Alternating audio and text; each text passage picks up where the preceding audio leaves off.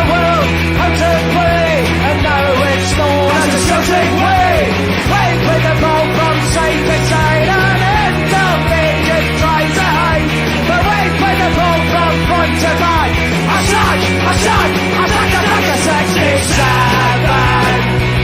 And he's the worst bird, the first game in the thousands, to see the boys become champions of 67. And he's the worst bird, the first game in the thousands, to see the boys become champions.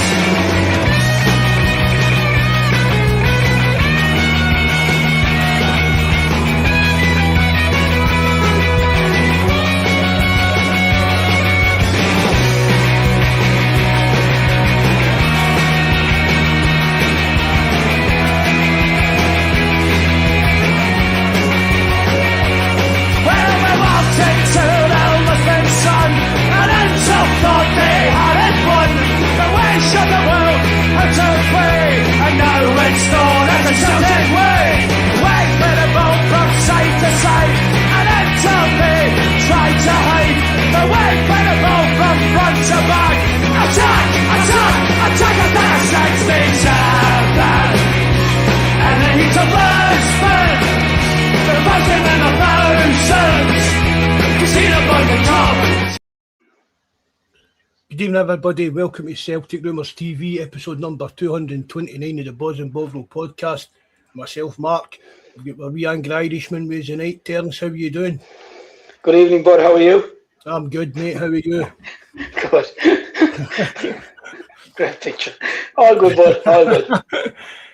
This is a podcast with our forum. You can find that at www.celticrumours.co.uk. The link to find everything else for Discord, and that's in the description box below.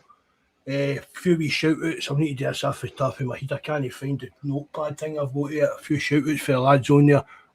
Obviously, JFP, Big Jerry, Buzz, Welshie, Mad Dog McGinn, Deef Kev, TB for the Discord.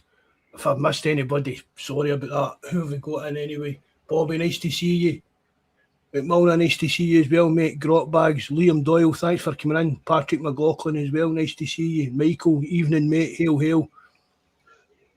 Just a wee update. I don't know, every lads know I'm not going to get into much detail, but JFP, the Bishop's not been very well. So that's how he's not been about much, and we've not been really having any podcasts with him or anything like that. But he's better, getting better now. He's getting better every day, so I'll just leave it at that. Do you know what I mean? To keep it private for his family. But if you do pray in that, keep JFP and his family in your prayers anyway. Well, Terence, how's things going with you in the Celtic universe? What kind of have you been on to win the league in that? No, I have not. I have not. No, I have not. But yeah, it's been an interesting few weeks to say the least. Obviously, sensational win against Hearts to win the league. I wasn't sure which was more enjoyable, the fact that they beat Hearts to win the league, or the non-stop moaning and giving out and childish behaviour from nearly everyone that seems to say Celtic only won the league because they got a penalty against Motherwell that wasn't one. Well, you might want to look at the one where Moyeda got absolutely cleavered out of it in the first half.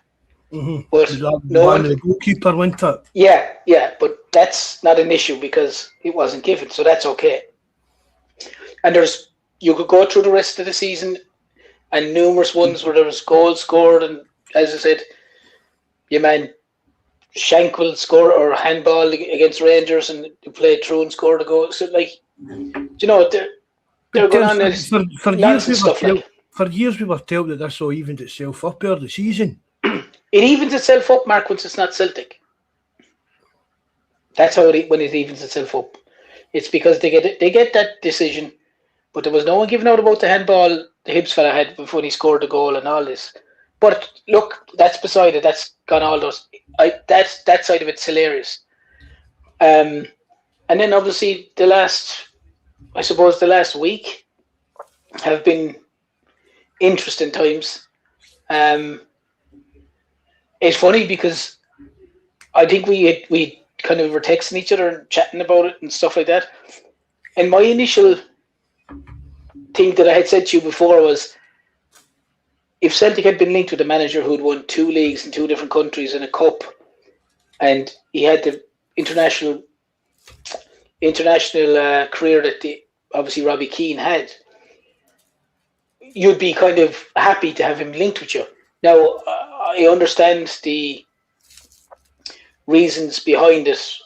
And, when it comes to it, I think it was the best for all parties involved that he didn't take the job because, you know, he wasn't wanted by the fans, by the majority of fans, and that's fine, and everyone is perfectly entitled to their opinion on that. But I think Celtic couldn't afford to appoint him, considering the season that they had just gone through off the field. Aye, you're like lighting a kind of touch paper before you even. Oh, you're throwing more fuel. You're throwing more petrol on the fire. The transfer window's not even open yet, and we're appointing a guy that. I mean, people. I see when you read it all online and that, and I mean, a lot of the kind of. It's like, oh, the Green Brigade are driving this and all that. We've been through this before, Terence. There's a hell of a lot more Celtic supporters that are on the side and support the Palestinians, and it's just the Green Brigade. Is there enough to help you, Terence? I was like helping support the Palestinians. It was through Pink Floyd, listening to Pink Floyd, I get into them. Do you know what I mean? Yeah. The guy, Roger Waters, is heavy into it and has been for years, and that's how I found out about that when I was a teenager. Do you get what I mean? So it's even if I was a Motherwell supporter or Iraqi, so do you know what I mean? I would still be on the Palestinians. It's just decide the right. Do you get what I mean?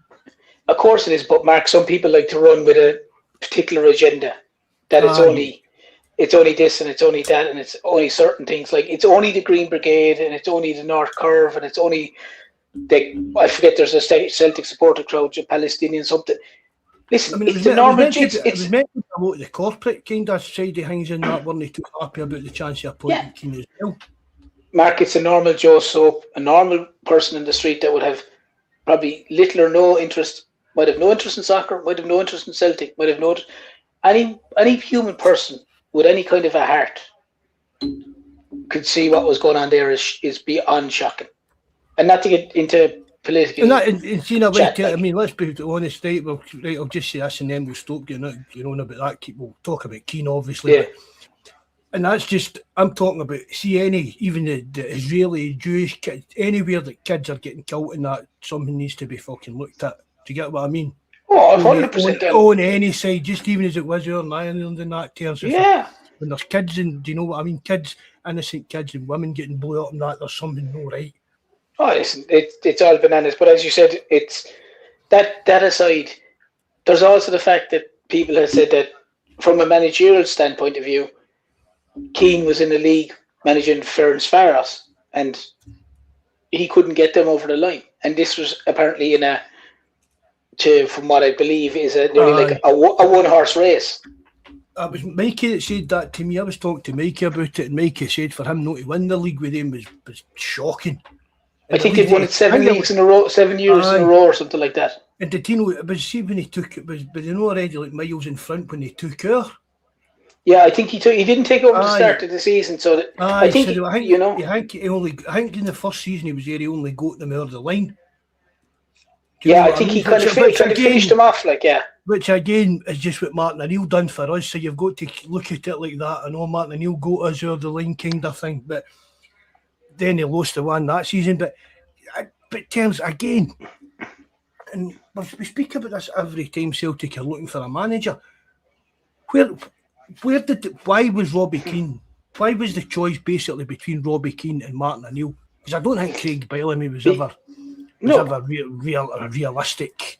And for me, that would be ridiculous getting Craig Bellamy in as Celtic manager. Oh, but Mark, you're talking about individuals that obviously, apart from Martin O'Neill, who's come in and helped out, and Robbie Keane is linked because he's managed a bit. He's Irish and he played 6 months for Celtic. Craig Bellamy is linked because he played a year for Celtic. Like the due diligence from the powers to be to actually look for a manager it's borderline sackable. Because like you cannot tell me that Celtic are looking for a manager and the top two, with the greatest respects to Martin O'Neill, who's been an absolute icon for Celtic, is Martin O'Neill and Robbie Keane. Like there's no physical way that's it. Like everyone that was linked, apart from the Motherwell manager, everyone else that was linked, even Roberto Martinez was linked more on the basis that he had managed and Maloney had been his number two, in my opinion. It had nothing to do with like his credentials and all the rest of it. And the other side of it that I find amazing, Mark, is we knew when Martin O'Neill came in the second time that we were going to need a new manager come the start of the season. Yet, and I'm just using this as an example, even though the Motherwell manager was linked, and I would have loved him, I said that to you before, even though he was linked, he was obviously never even discussed, but yet the season hadn't even finished and he was gone to Toulouse. But yet Celtic were still running around 2 weeks after they've won the league, wondering who's going to be the next manager. Had they spoken to anyone, it was basically Robbie Keane and Martin O'Neill. So it's so amateurish the way they do it. It's beyond belief. Short-sightedness, Terence, in my opinion. I mean, I go back to it as well when they appointed Neil Lennon in the shower and that, and Peter Lyle going on about the drawer full of applicants that he had and all of this kind of thing and that. Well, I'd love to see who that was on that list, who applied for that job. I'd have loved that. Because see, all the people won't say, what manager any great shakes is going to come in working under our board and that. Well, look at the managers that went and worked at Spurs, knowing that it's a shithole to go and work in. Do you get what I mean? Yeah. That kind of thing. It's look at you can't tell me that there isn't some young up and coming decent reputation manager out there that wouldn't jump at the chance to come and work at Celtic. Well, like for argument's sake, Mark, that's a very fair point, and one that you had mentioned a few times, and I'd seen his name mentioned on the forum a good bit, and the whole lot. People had talked about Eman McKenna from Ipswich.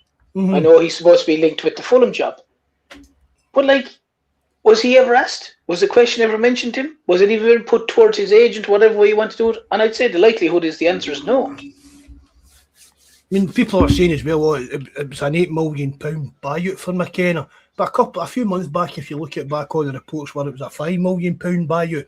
Again, does that matter? It's even if it was $8 million, you go and pay it and then see the buyout clause for him for coming for Celtic. If an English team wants him, you put it at $10 million. So you've made $2 million off it, put it at $6 million and it's costing you $2 million. It's a lot of nonsense fans can make stuff like that. But if it is $8 million, Mark, hypothetically it's $8 million. Fine. He comes in, transforms Celtic, gets him into the Champions League, that's 50 million. There's your $8 million back, like, and more. It's like, you can't keep penny pinching. And like Martin O'Neill is there again this year. Like, I know this is going to sound funny, but come Christmas in this year, 2026, in my opinion, Celtic should already be having plans to go, well, this guy, these 4 or 5 guys, these are the main guys that we want one of these guys to be our manager. And the groundwork should be starting then. Celtic seem to be like, wait till the season finishes, then have a break, or now we'll start doing what we're meant to be doing. Like what are the people doing in the positions that are meant to be doing this? I don't understand it. They clearly aren't doing anything. I mean, I think that Keane was Dermot Desmond's first choice. 100%. And I think 100%. I think the backlash has made them, for whatever reason, whether it was Keane that stepped away, whether it was Dermot Desmond that stepped away, but I still maintain that Keane was obviously Dermot Desmond's first choice. But I mean, I said this as well, Terence. See, I put it on the forum, it's like Martin O'Neill for a year, maybe 2, right? We're sitting there. We've got an interim chairman. We've got a CEO that we've not seen for Haley's Comet last went round the world. no heard from him or nothing. Do you know what I mean? And there's Yeah. this, right, and as I've said, I know I've spoken about it with you, Terence, this thing with the shares that keep getting up and down in price and all that. I mean, it's just my sneaky suspicion, Terence. I don't know. There's talk even it was Dermot's, like, tell Dermot Desmond he's no interested in getting involved in this anymore kind of thing and that. I don't know if there is possible serious changes coming across the place. Because it's just there's nothing at Celtic right now with any continuity that goes more than a year. As I said, we've got an interim chairman, we've got a manager that's supposed, when Martin O'Neill supposedly gets announced, as Joe's saying, it's not actually official and stuff like that. There's nothing long term at Celtic. There's nothing but at Celtic they know showing you any signs of any planning, as you're saying, Terence, for come even January or next summer. We've not even got a set chairman. But Mark, the whole top side of it, like, I mean, they haven't got if you want to call it since you meant Tisdale left, if you want to call it a director of football or football operations or whatever terminology you want to use, there's no one there. There doesn't seem to be anyone, like, who does the recruitment, who does the scouting, who says, he's our guy. That Bill Walker guy, isn't it? He's the chief scout, isn't he? Oh, he's the chief scout now. But like, who is the final say on? Yeah or nay. He's our guy. Like, there's no one if he's the head scout, but there's no director of football or head of football operations or whatever terminology you want to use. As you said, you've got a chairman that's going to be gone. He's only in there because the other fella left. We've got a manager that's, as much as we all love him, like, he's 74. Like, I know that he doesn't have to do anything. He's not playing a match. I get that, but still, we're still putting ourselves in a predicament where we know that we will have to need a new manager in 12 months' time, maybe possibly 24 months' time. The vision in Celtic seems to be, we'll look as far as tomorrow, as opposed to we'll look as far as next year. It's like you said, Mark. There's no all these things that they're looking for. If Michael Nicholson is supposed to be gone to wherever and all these other things, these are all things that should be, as soon as the season is finished, people should have been announced in. If it was that lady from Leicester City, for argument's sake, at the time, if they were saying Sean Maloney was going to be the director of football, whatever changes were there, whoever's going to be coming in as chairman, like, all these things should have been just done, but Celtic just seem to be so slow at everything. And I think, sorry to keep going on here, I also think, Mark, sometimes, and we've said it umpteen times, sometimes the bit of success masks the real problems behind the scenes. And the fact that people go, we won the double. Yeah, but we got a double, yeah, they did. And what are you giving out about? But look at it. Look at the state of the structure of the place. Look at the state of the way it's all meant to. Yeah, you look at the state of the team. Like, the team won with 80, I think it was 82 points, and someone can correct me if I'm wrong. Now, I can't, off the top of my head, I don't know, but 82 points, and there was like 36 games? Yeah, aye. 38 games, isn't it? 38 games, so 38 threes. Like, like if it was 40 games, it's 120 points, or whatever it is, something like that. So 100 and odd points. Like, Celtic dropped 30 odd points and still won the league. That's how rubbish the rest of the teams are. Like, you know, like, I mean, they wouldn't get away with that. I know everyone was saying how good Hearts were and all this, but these are teams that all dropped 30 odd points. Like, you know, it's probably the worst. I mean, to be fair to Hearts as well, Terence. Well, all season, their arse has got to collapse. Their arse has got to collapse, and well, technically, it collapsed in the last 10 minutes of a game at the very dead end of the season. But you've got to say fair play to them for holding on so long. Do you get what I mean? Oh no, listen, Hearts were, Mark, there's no doubt about it. Hearts, Wrexham. I have no problem saying it, and I said it to you more than once. I didn't think Celtic would win the league. I thought Hearts would win the league, and I said it on here openly, and I have no problem admitting that. And I said it to you numerous times. But I mean, there's a lot of things been masked because Celtic win a double. And you said this on here, I don't know how many times you said it, that when Celtic win a title, it basically masks all the real problems like board level or structure in the club or recruitment. I mean, look at the recruitment in January was disgraceful. Like, it was absolutely disgraceful. Like, I mean, did one player maybe Oxlade-Chamberlain maybe had a few cameos and scored one important goal against Vankara, he was a couple of games and a couple of goals before he got injured as well. But yeah, again, there was all loans that Oxlade-Chamberlain obviously were alone, but it was all loans that came in, and it was just none of them had any impact at all. And I know Martin O'Neill came out and says he picked 8 players, but you picked them, but what was he picking for? He was picking for the pool that Tisdale and his people had, or Nancy and his people had, kind of thing. I mean, Martin O'Neill himself had come out and said, we said this before with Rodgers, before I go and say it, when Rodgers came back, he must have had assurances. Martin O'Neill came out just the other week and was saying that he doesn't really do projects, right? And no offence to the guy, he's 74. We used to talk about if Ange was 58, what if he took a heart attack in the next year or two? Martin O'Neill at 74. He's an old man. You can see why he doesn't do projects, because he's not going out there to sign young players in hope in 2 or 3 year time. He's back in the mindset, I'm home, that when he first came into Celtic, he's wanting proven players that are there. You like to see Chris Suttons, Alan Thompsons. You get what I mean? Players that are going to come into the team, hit the ground running, and take us to that next level. I'm hoping that Martin O'Neill, that is part of it. That Martin O'Neill's going to be back in the transfer market for what. I mean, let's face it, for even for what he's done for his last season, he deserves to be allowed. If he's getting the job and being the main man, he's got to be allowed that kind of freedom, a bit of leeway in the transfer market, just to get and let the. I mean, we talk about it, the sort of club signings and all this part of right. Let Maloney and Bell Walker sign the young projects that are going to be squad players this season and become first team players next season or something like that. But let Martin O'Neill go out there with Maloney and the head scout or whatever and pick the players that Martin O'Neill thinks can do us a job right here, right now, and take us to the next level, because we know he can do it. Yeah.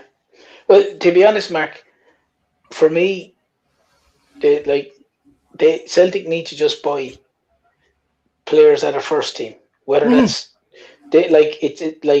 your, for argument's sake, like Sriracha, like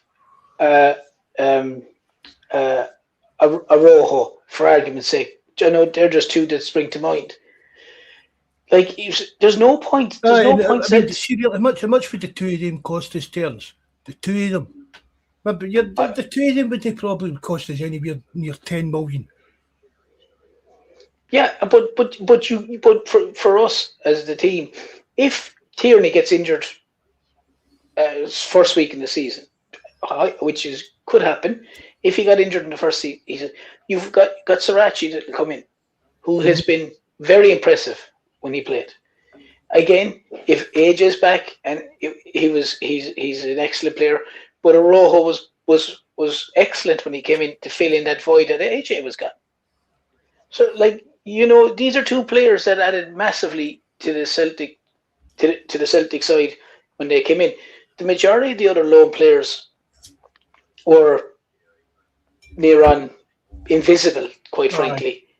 And they did nothing. But for me, I'm going, well, I want it to be a case that if Callum McGregor's playing and Callum McGregor's out injured, that the guy that comes in for Callum McGregor can come in and he's every bit as good, if not better. The same way that if someone comes out, if I know Maeda will probably be gone or one thing or another, but if we have a centre forward and he gets a knock and he's injured, he's out for a while, that a guy who's coming in is basically that you have two players competing for every place. Like under when O'Neill was manager, you had Hartson, Sutton, Larson. We play enough games, Terence, to keep, like say, KT and wee hot sauce happy.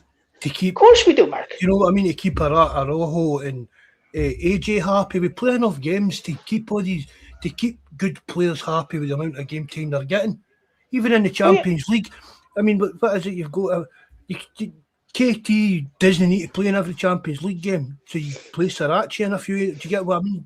Yeah. If you've got a squad of that good a player, it just means that we're going to progress. Do you know what I mean? Without AJ is injured, and because let's face it, there's a massive drop off to AJ down to Ralston and then down to Colby, Donovan. But I'd probably put Donovan above Ralston now, right enough. Do you know what I mean? But that's a massive, massive drop off. For me, I'd love to have AJ and be a Rojo and let Ralston go and put Donovan out on loan, because he could be. He's only going to improve with playing games, but he's not going to improve playing games for Celtic because he's not going to get enough game time. Does that make sense? Yeah, it does 100%. I fully agree with you. He needs to go, and I say this all the time, one of the things about the pathways, get the young players out on loan for a season, to a Hibs, to an Aberdeen or something, and let them get used to playing every week and stuff like that. Oh yeah, and I'd agree with you, because for me, Mark, the Tierney one there that you're talking about with hot sauce and the whole one, if they don't sign Sarachi, hypothetically they don't, fine. We're moving, as much as people criticise him, and I think unfairly to a large extent, we have to move Liam Scales to left full because we have no left full. So we're in a sense taking out the guy who's probably been the most consistent of the centre has. As I said, he gets a bad rap a lot of times, but he's normally a solid enough player. But he has to go to left full because we don't have another left full if Tierney gets injured. So it only makes sense to have two guys vying for the positions in every spot. Like you said, Mark, if you put in 38 league games, you put in the cup games, and generally speaking, Celtic could get to the semi-final or final in cups. You have then your Champions League games. There's a lot of football. You're not going to say to Kieran Tierney or Callum McGregor or whoever it may be, I'm expecting you to play all 50 or 60 games this year, whatever it may be like. That's what a squad is for. That's the way modern sport is. It's a squad. It's a squad that's there that wins titles, not just necessarily 11 players or 12 players. So for me, as I said, what I was going to say to you, on the old Martin O'Neill side, you look at Hearts and Sutton, Larson, you had Petrov, Lennon, you had Lambert, you had even Liam Miller there at the time who was coming through, God rest his soul. You had other guys, the defence had Balde, Mjalby, Ulrich Larsson, Stan Varger, Jackie McNamara could play in midfield as well. You had an absolute plethora of talent that guys could fill in positions that needed to be. This Celtic side at the minute that's there is very threadbare. Very, very threadbare. You lose one or two of the players and you're really struggling. Celtic have had to, with the greatest respect, play Maeda through the middle because they had no centre back or centre forward, I should say. And with the greatest respect, he was fantastic in the split. But Maeda, to me, his best position is the left side of the wing, not a centre forward. But that's only my opinion. Everyone's opinion is different. I would agree with that, Terence, because he's no got a. I've said it if he came in, Terence, and I even said it about Kyogo and that. They were never out and out strikers. To get what I mean, that kind of striker's instinct and stuff like that. Yeah. But I mean, Maeda, he misses more chances than he scores. He scores wonder goals when he does score. But Terence, he'll do that foot in the left wing as well. And but that's what I'm saying. He'll score goals in the middle, but he'll miss so many chances. But when he's out in the wing, he's more productive. He's much more productive as a team member for me when he's out in the wing. Because I think with Maeda as well in the wing, Mark, is if the ball's coming in from the right, he comes in from the left. Maeda's best chance of scoring is when he doesn't have to think about it. If Maeda has a ton of time, like he's one-on-one with a keeper, you're kind of going, he's probably could miss this now. Whereas the goal he scored against Rangers in the first half, the second goal to go 2-1 up, was a brilliant finish, a brilliant run. But he had no time to think. He just had to get himself in the position, and it was basically one touch. And the same with his overhead kick. If he had to try to think about that, he'd have probably made a complete mess of it. Whereas the one in the first half where he went through on the keeper, he probably put it 5 yards wide. Aye. I'm not trying to be critical of my. I really like the guy. Aye. I know. As people, I know what you're saying, Terence. You get that on the forum and stuff when you just put an opinion on. But I totally agree with that, Terence. He'll score wonder. I mean, overhead kick. That's one of the best goals I've ever seen in my life. Not just for a Celtic player, but for anybody. It really was, Terence. You can't get away from that. Do you know what I mean? But he didn't have time to think. That's what I'm trying to say. The ball flicked up. He flicked up, and he just said, straight away he's going to overhead. Of the 3 goals Maya scored, if it flew 20 metres out of the bar, nobody would have bothered the backside. Do you know what I mean? That's it. Doesn't matter to that extent. But because he hit it, you've got to give the guy credit. But it's a stunning goal. But what I mean is, if you look, the easiest chance that Maeda had was the one-on-one with the keeper. He put it 5 yards wide. At least 5 yards wide when he was throwing the keeper. Aye. Whereas the other two were a sensational finish with the first one to get across the defender, and then the second one is an iconic goal that'll go down in Celtic folklore. Again, he had no time to think. But would they have been playing there? As we said, Terence, would have been playing in that the centre forward striker role if we had a centre forward or striker? No. Even big Nacho man. I mean, I don't know if it was. I don't know why he didn't get more game time or whatever. I mean, Martin O'Neill, he kind of said something about it was his fitness and stuff like that, but I mean, I'd have rather big macho man was on, like, for the first 60 minutes, Terence, or the first half, than the second half when we're chasing a goal. Do you give him the chance to put us in front? Because it's a lot harder to claw back on Celtic. Do you get what I mean? Yeah, but unless sorry, Mark, go on. No, go on, bud. All I was going to say was, if Nacho man's on for the first half and gets us a goal, and that's all he can do, he's knack it for half time, fine. But we're 1-0 up. But we're getting in at 1-0 down, and we're chasing it for the second half, and then we're bringing him on for the last 20 minutes and stuff like that. Fair dues, he scored again. But if Nacho man had been fit, raring to go, blah, blah, blah, there's no way Maeda would have been playing as centre forward for Celtic. No chance, I don't think. No, but what I would say to that, and that's a very fair point, Mark, what I would say to that is, clearly there's something there, because your Mark Fotheringham's and Gavin Strachan's and the strength and conditioning coaches and all the other ones, they've probably said, well, he can only last 20 minutes. He can only last half an hour, maybe.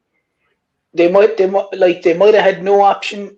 They did have no option in the Hearts game where they had to make the change. They had to bring him on at, I think, half time.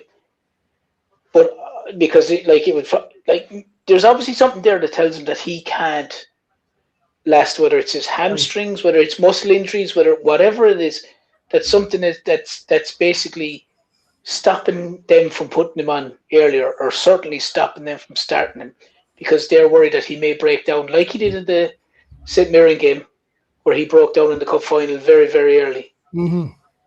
And maybe that is something that they've looked at.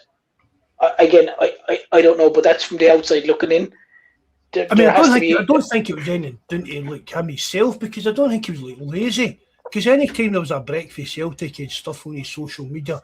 He was doing in England, working with doing private training stuff and all that. So I don't know if it was down to like some kind of medical issue terms. I don't think it was down to being like lazy or no want to be in. Do you get what I mean? It's not an attitude. It's not an attitude problem. That's what I meant. Yeah. An attitude problem. It's not an attitude problem. I think it's whether it's a physical or muscular issue or something like that. But something He's your Martin O'Neill typical centre forward.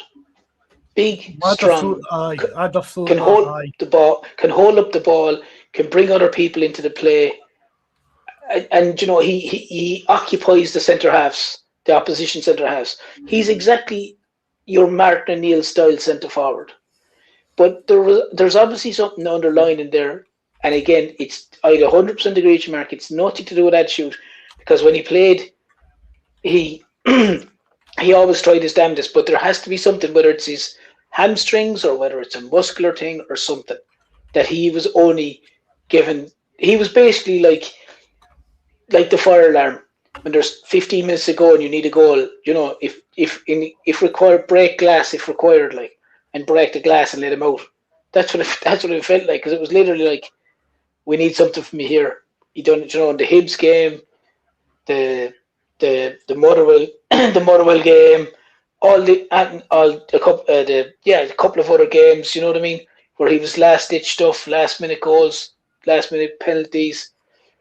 So it will hopefully it will be great to see him get a proper full pre-season under him, if Celtic are going to keep him on, and see where he goes, because he'd be a player of the loan players that you're talking about, or not loan players, but I know Celtic signed him that they would extend that for at least another season or two. I mean, it's like, see, I've said this to a couple of people. See is it Hawk? He pronounced it the Bodo Glimp striker we were meant to be linked to. Oh yeah. I mean, see, having him a fit, full pre-season under his belt, big Nacho man, and young Osmond, I'd be happy with that for a Celtic strike force, Terence. Oh, yeah, no, Osmond looks a serious player. Aye, he is. He's going to be a cracking player, Osmond. A few people have said to me to put him out on loan, but no, I'd have him push it. We need a new. We obviously know that we need a new main striker, a real striker. But once we get that in the door, for me, Osmond is good enough to be challenging for the second spot as a striker anyway, depending on who we're playing against, blah blah blah, the tactics. But I mean, that boy, his speed alone, that's obviously, do you know what I mean? Listen, 100%, Mark. I mean, I think he's a seriously good player. He runs great lines. He can finish.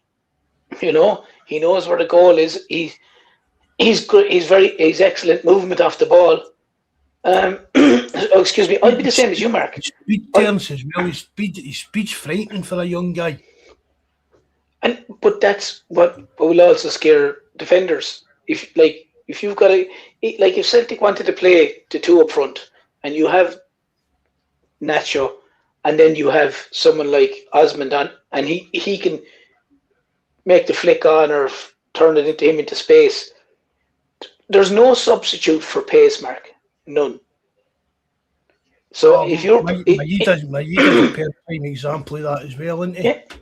Well, you look at the likes of Maeda, you look at the likes of back in Martin O'Neill's time, Didier Agat would not have been gifted or with the touch and this whole lot. But my God, he was an absolute rocket. And you just put the fear of God into defenders.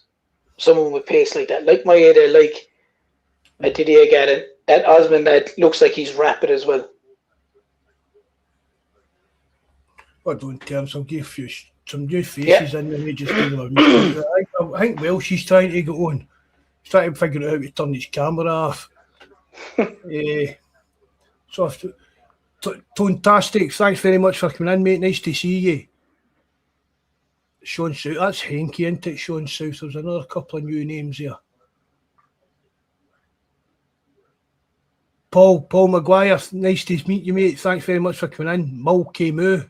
Another guy that's new in as well, I think. Thanks very much for coming in. Oh. There, Welshie there. Hello. How you doing? All right, mate. How you doing? Not bad, mate. Not bad. So just logged on and seen you were doing a podcast, so there you go. So you're not too happy with the Martin O'Neill appointment? Lazy. I'd agree with that, Welsh. It is lazy. I don't see what he brings. I know everybody on the Celtic dads out there are going to say he's got us to double, and he did. Well done to him, but that's not going forward, is it? And we're just going to be back to square one in a year's time, maybe two. It'll be a year's time, I think, anyway. But what's the plans for a year's time? Surely something needs to go in place now, succession or something, but there's nothing. I mean, we've not seen the backroom staff yet announced, have we? So we don't know. I mean, I've seen some rumours as well that Robbie Keane's meant to come in as some kind of coach, but I think that's just Twitter nonsense. There's no way that's going to be happening. I was listening to somebody earlier, it was talking about Darren Fletcher. So I don't know. But Welshie, they knew Martin O'Neill was only in the interim role for the last 6 months. I was saying this to Mark at the start. Their planning and their organisational skills or lack of skills is beyond a joke. And what would have happened if? And I'm not disagreeing with what you're saying. It is very lazy by Celtic. But what would have happened if Martin O'Neill had said, "Look, I can't do this again," and the backlash that was there, Robbie Keane, where would Celtic have gone then? Like, it would have been scary. Like, Desmond doesn't care about that, does he? No, he doesn't. Not one jot. But the powers to be that are on the board as well, like they may as well just vacate their positions, because, like, how they can't speak up and go, well, no, this isn't right. That's not They right. can't speak up, can they? They're on 900. He's on 900 grand a year, isn't he? And then Desmond's doing the interviews, so tells its own story. Oh, 100. Look, 100%. Welshie, I agree with you. Like, I mean, as I said, like, I mean, they couldn't appoint the manager because they put back the talks for a week, because obviously whoever it was, obviously Desmond must have been gone somewhere. Well, what's the chairman doing? What's the chief executive doing? What are these people on the board doing? Like, I mean, you know, you're employing people to do football roles, and then a guy who has nothing to do with it is picking who they want to be manager.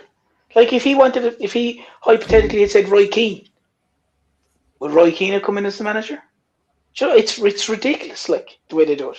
Absolutely He stands a chance. He's Irish. Yeah, and that's the problem. Listen, if I might bump into Dermot Desmond the next time there's a game of golf, yeah, I could be in the running next time. He could take you as a wee Motherwell manager too. Huh? You kid on you with a Motherwell manager. I could, yeah. Yeah, true. I wish they had signed him. I have to be honest. I said that to you before, Mark. The same hairdo. There is no hair. That's the problem. It's it's like every day, hour by hour, you're sitting on Twitter and that. Martin O'Neill was a favourite. Robbie Keane was a favourite. This is an interview. This was another interview. But what are these? What are these interviews entailing? Why are you interviewing O'Neill? What, Welshie? Why are you even interviewing O'Neill? Aye. You know, I mean, let's be fair. I mean, he's not my choice, but the fact of the matter is, if he wanted the job, he deserves to at least be in the frame for it. So why are you interviewing him if there's nobody else?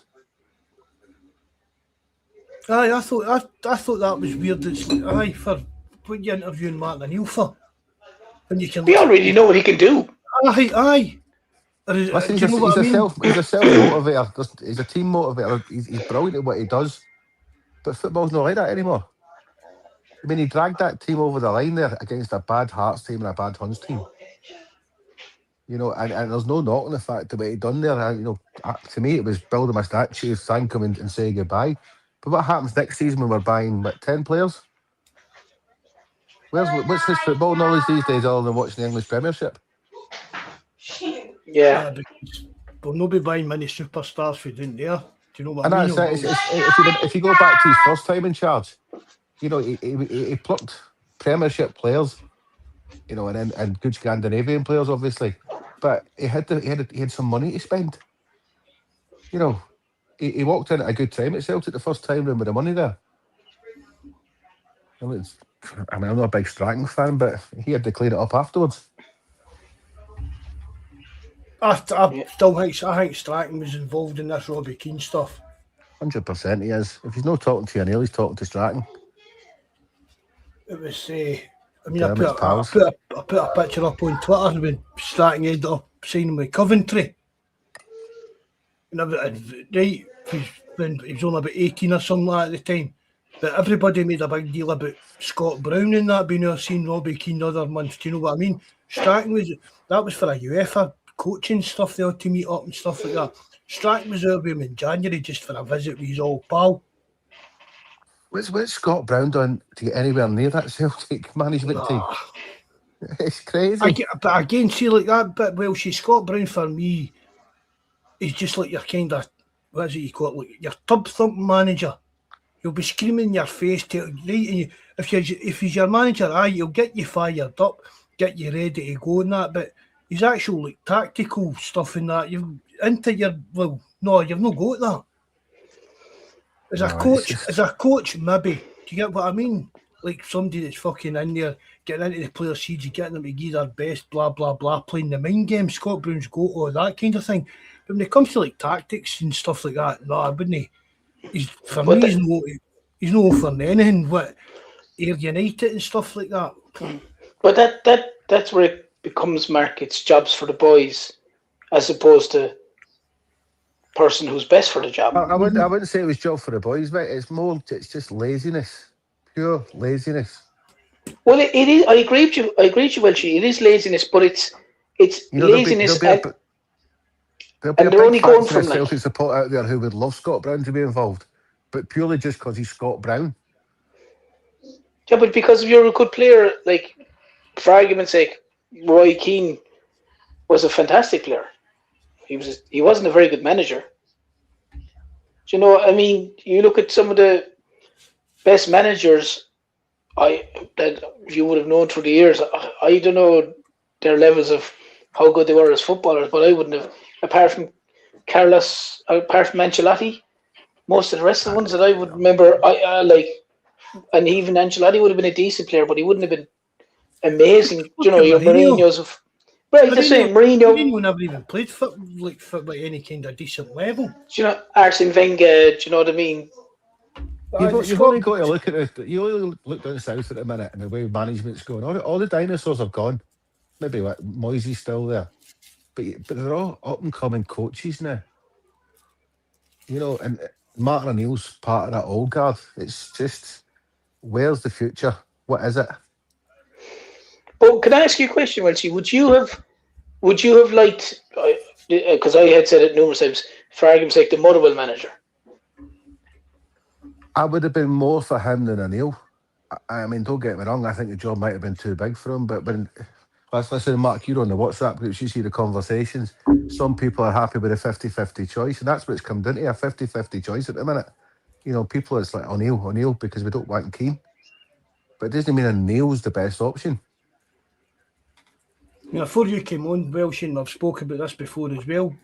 I said it, but even earlier on there, like we get back to the Neil Lennon appointment in the Shivers and Peter Lowell going on about the amount of applicants he had in his drawer and all that. Well, who were these applicants? What level are they at? Because you can't tell me, Welsh, and I said this to Terence and earlier on the point, you can't tell me there isn't up and young coming managers that wouldn't butt the horn off you to get a job in managing Celtic. Would have been able to keep us all as the top dogs in Scotland, and maybe no fucking dug up trenches in Europe, but done as a turn in Europe at least. This, do you get what I mean? This season kept as a stable, and then you could still have that process with O'Neill above. You know, let's make no bones about it. The next manager that comes in, if it wasn't O'Neill's in the background in case he's not good.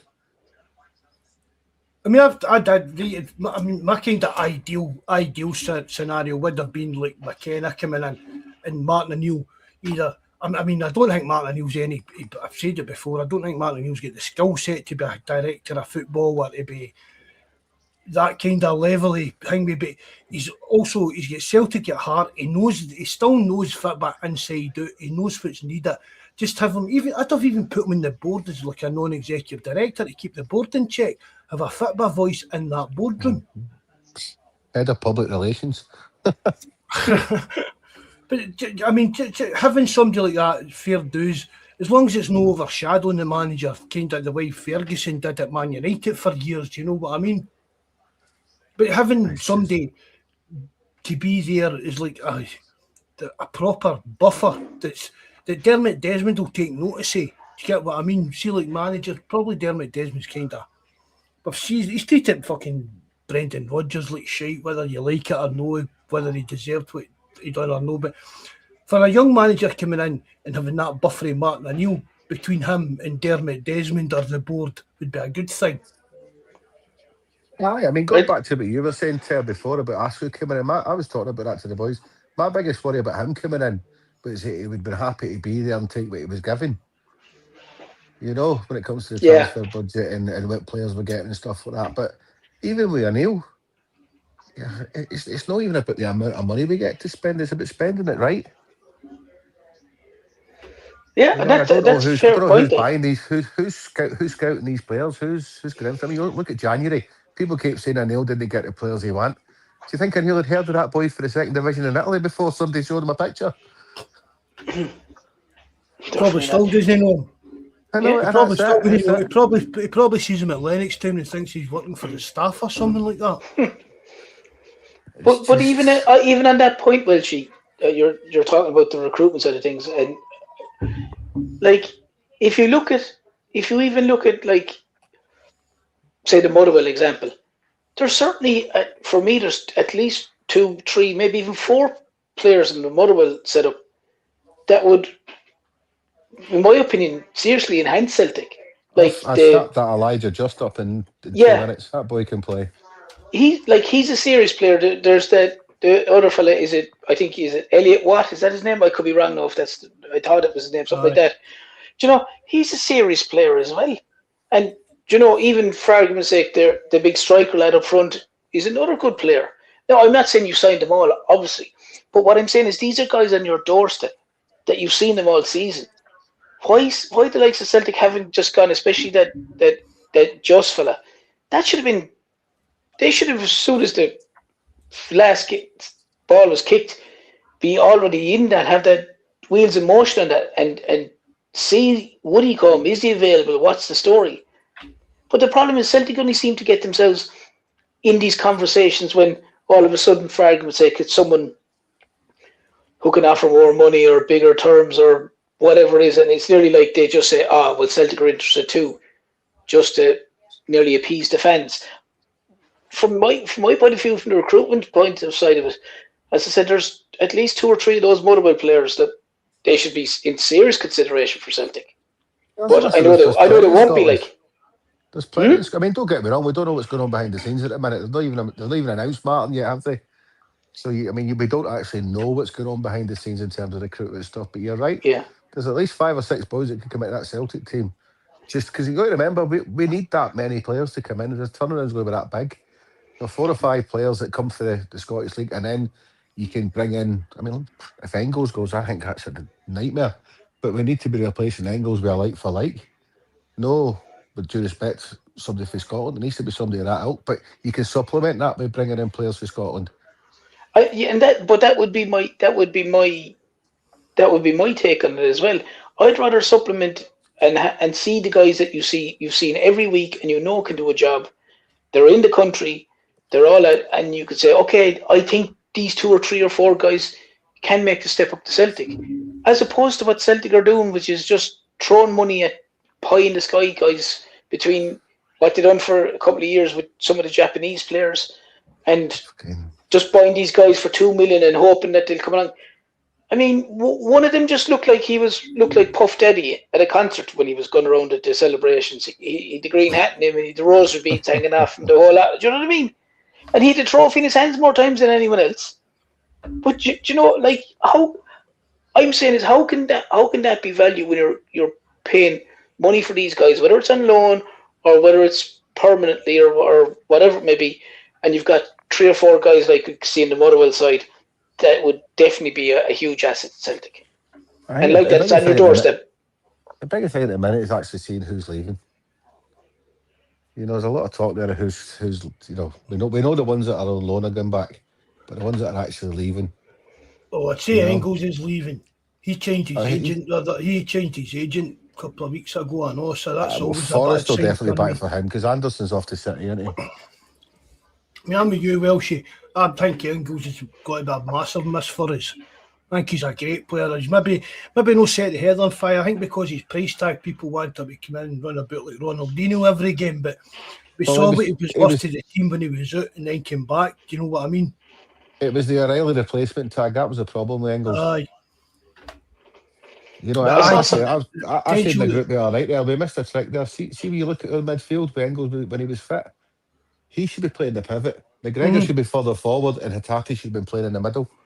It just beggars belief why that never happened. Aye. McGregor and Engels, you know, McGregor, we've turned him into Scott Brown. I say this all the time. We ruined that boy by turning him into Scott Brown. Aye, he should have been playing further forward the whole time. Because see when him and Brown played in the 4-2-3-1 with the double pivot, the two of them worked a treat. But see when Brown left, they tried to make McGregor into being the defensive side of that, and it killed him. It killed everything he ever done as a football player for me, Welshie. Every natural instinct that he had when he was younger was just play it safe, always play it safe, and that was acceptable for Brown because Brown was putting the work in, winning tackles, getting the ball, and passing it to 2, 3, 5 years to players to help create stuff. McGregor is a lot more to his game than that is Brown. Do you get what I mean? I'm not saying, and yeah, for me, you can't compare them as types of players really, Welshie, can you, Terence? Brown and McGregor. It's chalk and cheese. Aye. McGregor's best role was in maybe saving Rodgers' sign was nearly he was in the left side of the tree or whatever you want to call it going forward. He was excellent. He was always making the breaks. He would score double-digit goals every season, and like that, you're asking him to do something because he's a terrible tackler. Mm-hmm. Every second tackle's a booking. Every second tackle film's a booking, especially in Europe. I hate them doing that in Europe every single time, man. But it's not you're asking him to do something, Mark, that he can't do. That's the problem. And like Welchie's saying there, you have Engels, who's a big unit of a guy, and like that, rather than saying Engels, you play here, Callum, you're more comfortable going forward. Just do what you have to do and come. Obviously, he's going to come back, but you're having someone like Engels in that role, who's a big horse of a man, you know, who could do that role. He can tackle, he can put himself about, but they obviously this is going to be McGregor's position till he finishes at Celtic. So I don't know where to go with it. Do you think he could be away this summer, McGregor? No, but I think we need to manage his minutes. He needs to be playing less and less. Yeah. But I don't know. The only place he's going to go is Saudi, innit? Because that even getting back to see him, like when we won the league in that, just like on the telly, it was. I mean, you could obviously it was a bit emotional because of what they'd done, but the camera kept going to him, and he was like a wee bit misty-eyed, looking about as if this was not. Maybe I'm reading too much into it. Do you know what I mean, Welshie? But it was as if is this the last time I'm going to do this kind of thing? Because I mean, let's face it, he's gave Celtic everything he's had. Who could blame him for going out there for a couple of years to make crazy money? Oh no! Listen, he'd go with best. You know, we appreciate everything. I remember McGregor coming to your supporters do when he was playing for the youth team. You know, and to see where he is now, you know, there's no slating McGregor. The trouble is that we've just totally played him in the wrong position for most of that. Aye, and burnt him out. As I've said there's no for the last 2 years. There's no reason for McGregor to be playing every single game Celtic are playing. No, I mean he played that game against like Talbot. Yeah. Aye. And to be honest, Mark, there's times where, like, as we all love McGregor, there were times where his form and his touch had dipped big time for the standard we know he has. So sometimes, like what Welshie's saying, you take him out of the limelight. You take, like, as I said to you before, Mark, if you've got players that are on the bench, whether it be, say, Luke McCowan, for argument's sake, or Don't whoever it talk is. to you about him. Okay, well, Jesus I'm fuck. just... Oh, you know a chocolate man. You know a chocolate man fan, Welshie. Oh, imagine giving him a new contract. Oh, Well, I'm just saying someone else in midfield, all right? Another midfielder to come on. But if another midfielder can't come on, if Celtic can't make 2 or 3 changes to a team if they're playing, for argument's sake, Dundee at home, I'm using that as an example now. If they can't take off 2 or 3 players and rest 2 or 3 players, then the players that are supposed to be coming on shouldn't be at Celtic if they're not good enough to come on and not be able to change 2 or 3 players in the game. Because Celtic should be able to do that. That's one of the things that worries me about O'Neill. Because McGregor's always going to say, I want to play. I mean, McGregor played a few games last season when he was injured. You can quite clearly see he was injured and no able to get it all, but he was still starting. Tierney plays till he falls in his arse. And he'll just sort of... That's one thing that worries me. You've got to be strong enough for the management team to say, you're not playing, or you're only getting this, you're only getting that. But I also would say then, well, see, which is very fair, why then do and I know it's down to the manager and I get all that, but why then have a strength and conditioning team? Why have these people this is their job to go, he's not fully fit, he shouldn't be playing, he needs to be on the bench. They're on about with the Bratop monitor things and all that on Terence Telp, like, actually, yeah, they tell him that he hasn't run. I physically telling you this guy jigger marker. Yeah, he's not. He normally, they have all the stats. So Callum McGregor normally runs 8 kilometers in training. He's only run 4 today. He can't get around. He's not turning right. Whatever it may be, or whichever player it is. So at the same time, a little bit like what Welchie's saying, is that like past, which I would think it is that gone past Martin O'Neill's era, in the sense of that's not something he would have ever dealt with? And is it something that he's comfortable with, or do they actually listen to them? Because like what Welchie said, Callum McGregor certainly played games last year, and he came off with maybe 15, 20 minutes to go, and you could see he was struggling. You could see he was struggling big time, but yet he was still playing and playing and playing and playing. That's something that Celtic need to be able to rest players. Regardless of the player, they need to be able to say to them, look, you need a break this week. You sit out. Aye, tell someone you see if their data and stats aren't matching, their stuff isn't matching up. They shouldn't be playing. Fucking hell, look at Schmeichel. Fucking hell. I know that was shocking, wasn't it? That was. But that's my point 100%, Welchie. That's my point. Schmeichel couldn't even lift his left arm and he was in goals. Like obviously just to pick the powers to be, the medical team, the strength and conditioning crowd are going, he can't play. But someone's obviously going, well, he is playing. Whether it's a case that it's Schmeichel, whether it's a case, obviously you have to point to obviously Martin O'Neill, whatever. See, that's the thing though, that's what I was saying before, Ter. I think a lot of it comes down to O'Neill and the trust that he has, he wants that player. And if the player says, I'm okay, he goes with it. Yeah, and that's what I'm saying. That's why you wonder, there are things like the strength and conditioning coaches and the analytical stuff and all that.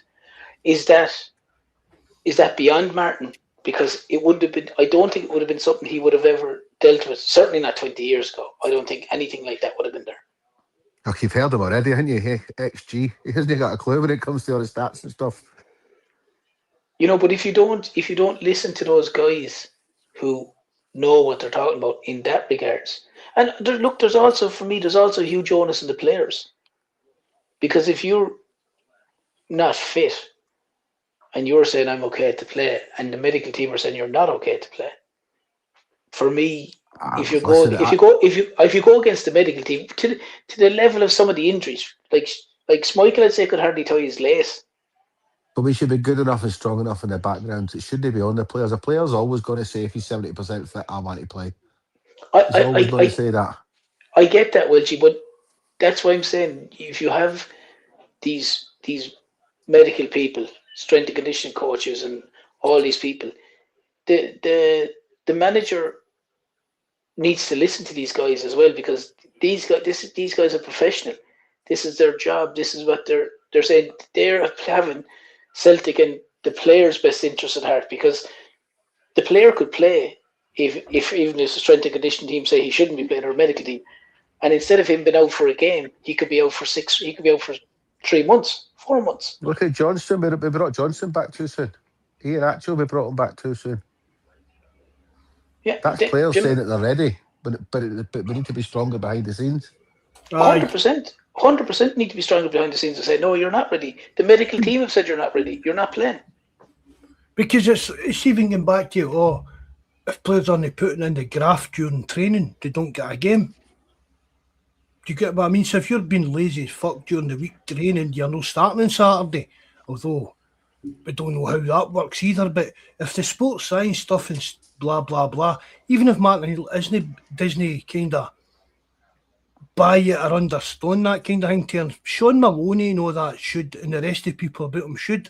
So see, even 100%. if a player is fronting up and saying, oh, I'm ready to go, and but then it's a case saying, no, well, according to this, you're not ready to fucking go. You're pushing yourself too far. And if you get there, one twist the wrong way, one something, you could end up out for weeks. Just take your advice. You're missing one game, you'll be fine for next Saturday. What's the big deal? Listen to us, listen to the manager. Do you get what? That's what it should be. Oh, listen, Mark, 100%. But it obviously is, as Welchie was saying there, and I agree with him, that doesn't seem to be occurring, which is a problem.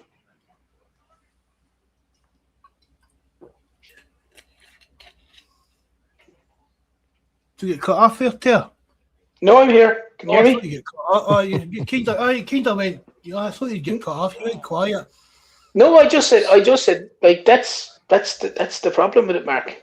So if we're spending millions of pounds every year on this stuff, and if we're not using the data and the available, whatever you want to call it, that they get through these wee sports bras and that, what's the actual point of it? That's the thing for me, Mark. It's all right. At the minute you're saying Neil's going to be the manager, right? It's everybody behind him that matters. And that's the coaching staff, that's the scouting department, that's the fitness department, that's the medical team. All that structure needs to be in place. We all know Martin's job's just going to be picking a team and getting a team talk. That's literally all he does, isn't it? Let's make no bones about it. To see that's a bit different then. Well,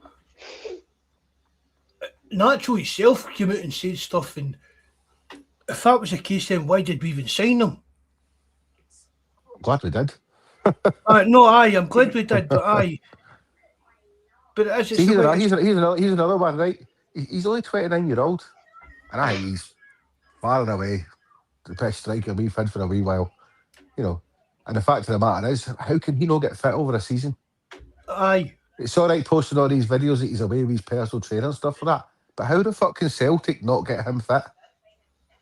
We were talking about before he came on, Welsh. It was like, see if we went and signed that Bodo Glimt striker we were interested in, meant to be that Hawk, whatever, and or somebody like a top tier striker, and with a fully fit pre-season Nacho man, maybe Osmond is just like fighting with Nacho as a second choice. Would you be happy with that? Listen, you get a fully fit Ian actually starts every game. It's simple. So? If you get him fully fit, his first touch is brilliant. He knows where the goal is. He's everything you want in a Celtic centre forward for me. He's everything Martin O'Neill should want. We said that as well before you came on. He's like your Chris Suttons, your John Hartson, just a big bullying centre, old-fashioned centre forward. Right, I say he's 29. He's not like he's 34, 35 when you're having to manage his minutes. He should be getting fit. And let's hope he does it over the summer. If you get Nacho and you've got Osmond, and like you say, bring in another striker, that's the front three sorted. Yeah, Patrick saying that Nacho should injury problems for a young boy, even at City and that. But it's no injury. Injuries I can take, but it's fitness, isn't it? Yeah, it's definitely a weird gene. As you just said, we said it as well. He's a better out and out striker, old fashioned centre forward than even Maeda. and we were picking him out, starting him out of him and that. But there must be something underlying. It's the other same old thing as well. See, if he was fully fit and as good as what he actually is, he wouldn't be here. Oh, well, that's true, I know. You know? But if you can't get yourself fit as a professional player, there's something seriously wrong. Assuming it's not a particular injury issue. But if you can't, like, if your job is to be a professional soccer player or footballer and you can't get fit, then surely there's questions there. Some are going like, wow, like, this is what you're meant to do. This is all you have to do. Like, how can you not do it? It's your I think as well, so let's it's be your fair. job. Let's It's your be job, fit for Terence. Scotland. Yeah. But was that Welshie, sorry? It's being fit in Scotland as well. It's no, you know, he's not up against these athletes, centre halves that he's playing down in England anymore. It's like Oh, a lot of journeymen and up and coming young defenders and stuff like that. He should be out there being able to bully them a bit. He definitely should. I just think the way he plays with his first touch, like you said before, he's ideal for O'Neill. His first touch on that 18-yard box, bringing people into play. No, I'm a big fan of Iheanacho. I do like him. I agree, but again, whether it's down to fitness, injury problems or that, we can't kind of carry him unless he's got to be fit, Welshie. No, but I still like. I know you're saying that before, but even if we get the same next season we got last season, I'll take that all day long as we bring somebody else in. but if you have him, and hypothetically, well, gee, he's the same next season as he has been this season, then Celtic need to go and buy a big name striker. Well, not necessarily a big name striker, but say that fella from Bodo Glint, for argument's sake. He needs to be the number one then. Would you agree? I'm just using him as an example, obviously, because if Iheanacho is only going to be a case that he can only come on for 20 minutes, as good an impact as it would be, like, you'd need someone to be your main man then, like, still. He's obviously happy to sit on the bench as well, which is not a bad thing for your second striker. I mean, I've said this before on podcasts for years as well when we spoke about like the striker department. The Huns have done that well. See that kind of third kind of striker. They went with Defoe, Defoe and guys like that. Like they've just, well, obviously Iheanacho's no all, but if these are consistent problems with him, would you be happy with that position? You're saying he's happy on the bench, Welshie. He's moaning about he wants more game time. So could you have like the new guy and Osmond be under, and then it's just down to Osmond and Iheanacho, whoever comes on? I'm happy with that. I mean, Osmond's got to be right in the picture this season. I mean, he's sort of been hyped up a lot, but he's not actually done. I know what he's done has been in big games, but he's not had any consistency yet. We've not seen enough of him to see what he can actually do. His speed, we've said that as well, Welshie, but his speed alone gives you a fucking advantage in Scotland, a big time, doesn't it? Definitely. Right, well, you're on then, Welshie. What's that? Well, you're on then. Well, what's your take on this carry on with the North Curving season tickets and all this stuff? But the two boys getting banned. Aye. It's Celtic all over, isn't it? There's nothing surprising. You know, I think the boys are walking into the pit there to be classed the same with the Green Brigade. It's just going to be I don't know. It'll be great when the atmosphere's great, but see when things go wrong, they've got everybody in the section there, haven't they? See, a few folk have said that it's like it'll make it easier for like kind of blanket bans and stuff like that when the boys move over there. Well, you've seen it before when it was a front. It was I know it was the Green Brigade supporters club that they banned for the tickets this season. But you've seen it before where they banned the front 700. Well, now you've got the boys behind. So, you know, pyro and all that kind of stuff. Listen, they've got their season book money. You know, it's the season of seasons last season where the fans were needed more than anything, and they banned a big chunk of fans. Celtic will just do what Celtic do. Can you see anything changing? Changing in what way? Well, earlier on, right, I'm repeating myself again, right, but see the full club, Welshie, right, we've just signed Martin O'Neill on a year's contract. We've got an interim chairman still there. We've got Michael Nicholson, that's just the invisible man. No heard for, seen for months and that, meant to be going to UEFA and all this stuff. But do you know think the club's just in that kind of a position that nothing's got any kind of long-term plan, and maybe there is going to be changes behind the scenes? But you say, no, see, the thing for me is, you got to look at the board members. I mean, how long have they all been in there? But that's what I mean in Welsh is, right? But we're successful, we're successful on the. I mean, this season we've just won a double. And that's what I'll always say on paper, despite all the stuff we've seen through the season, we've just won a double. Money's in the bank. So for all intents and purposes, we've had a successful season. And we've had a successful, apart from the one blip, we've had 15 years yet. You know? And I don't see anything changing, because at the end of the day, we know who runs the show. You'll just replace like for like if you did replace it.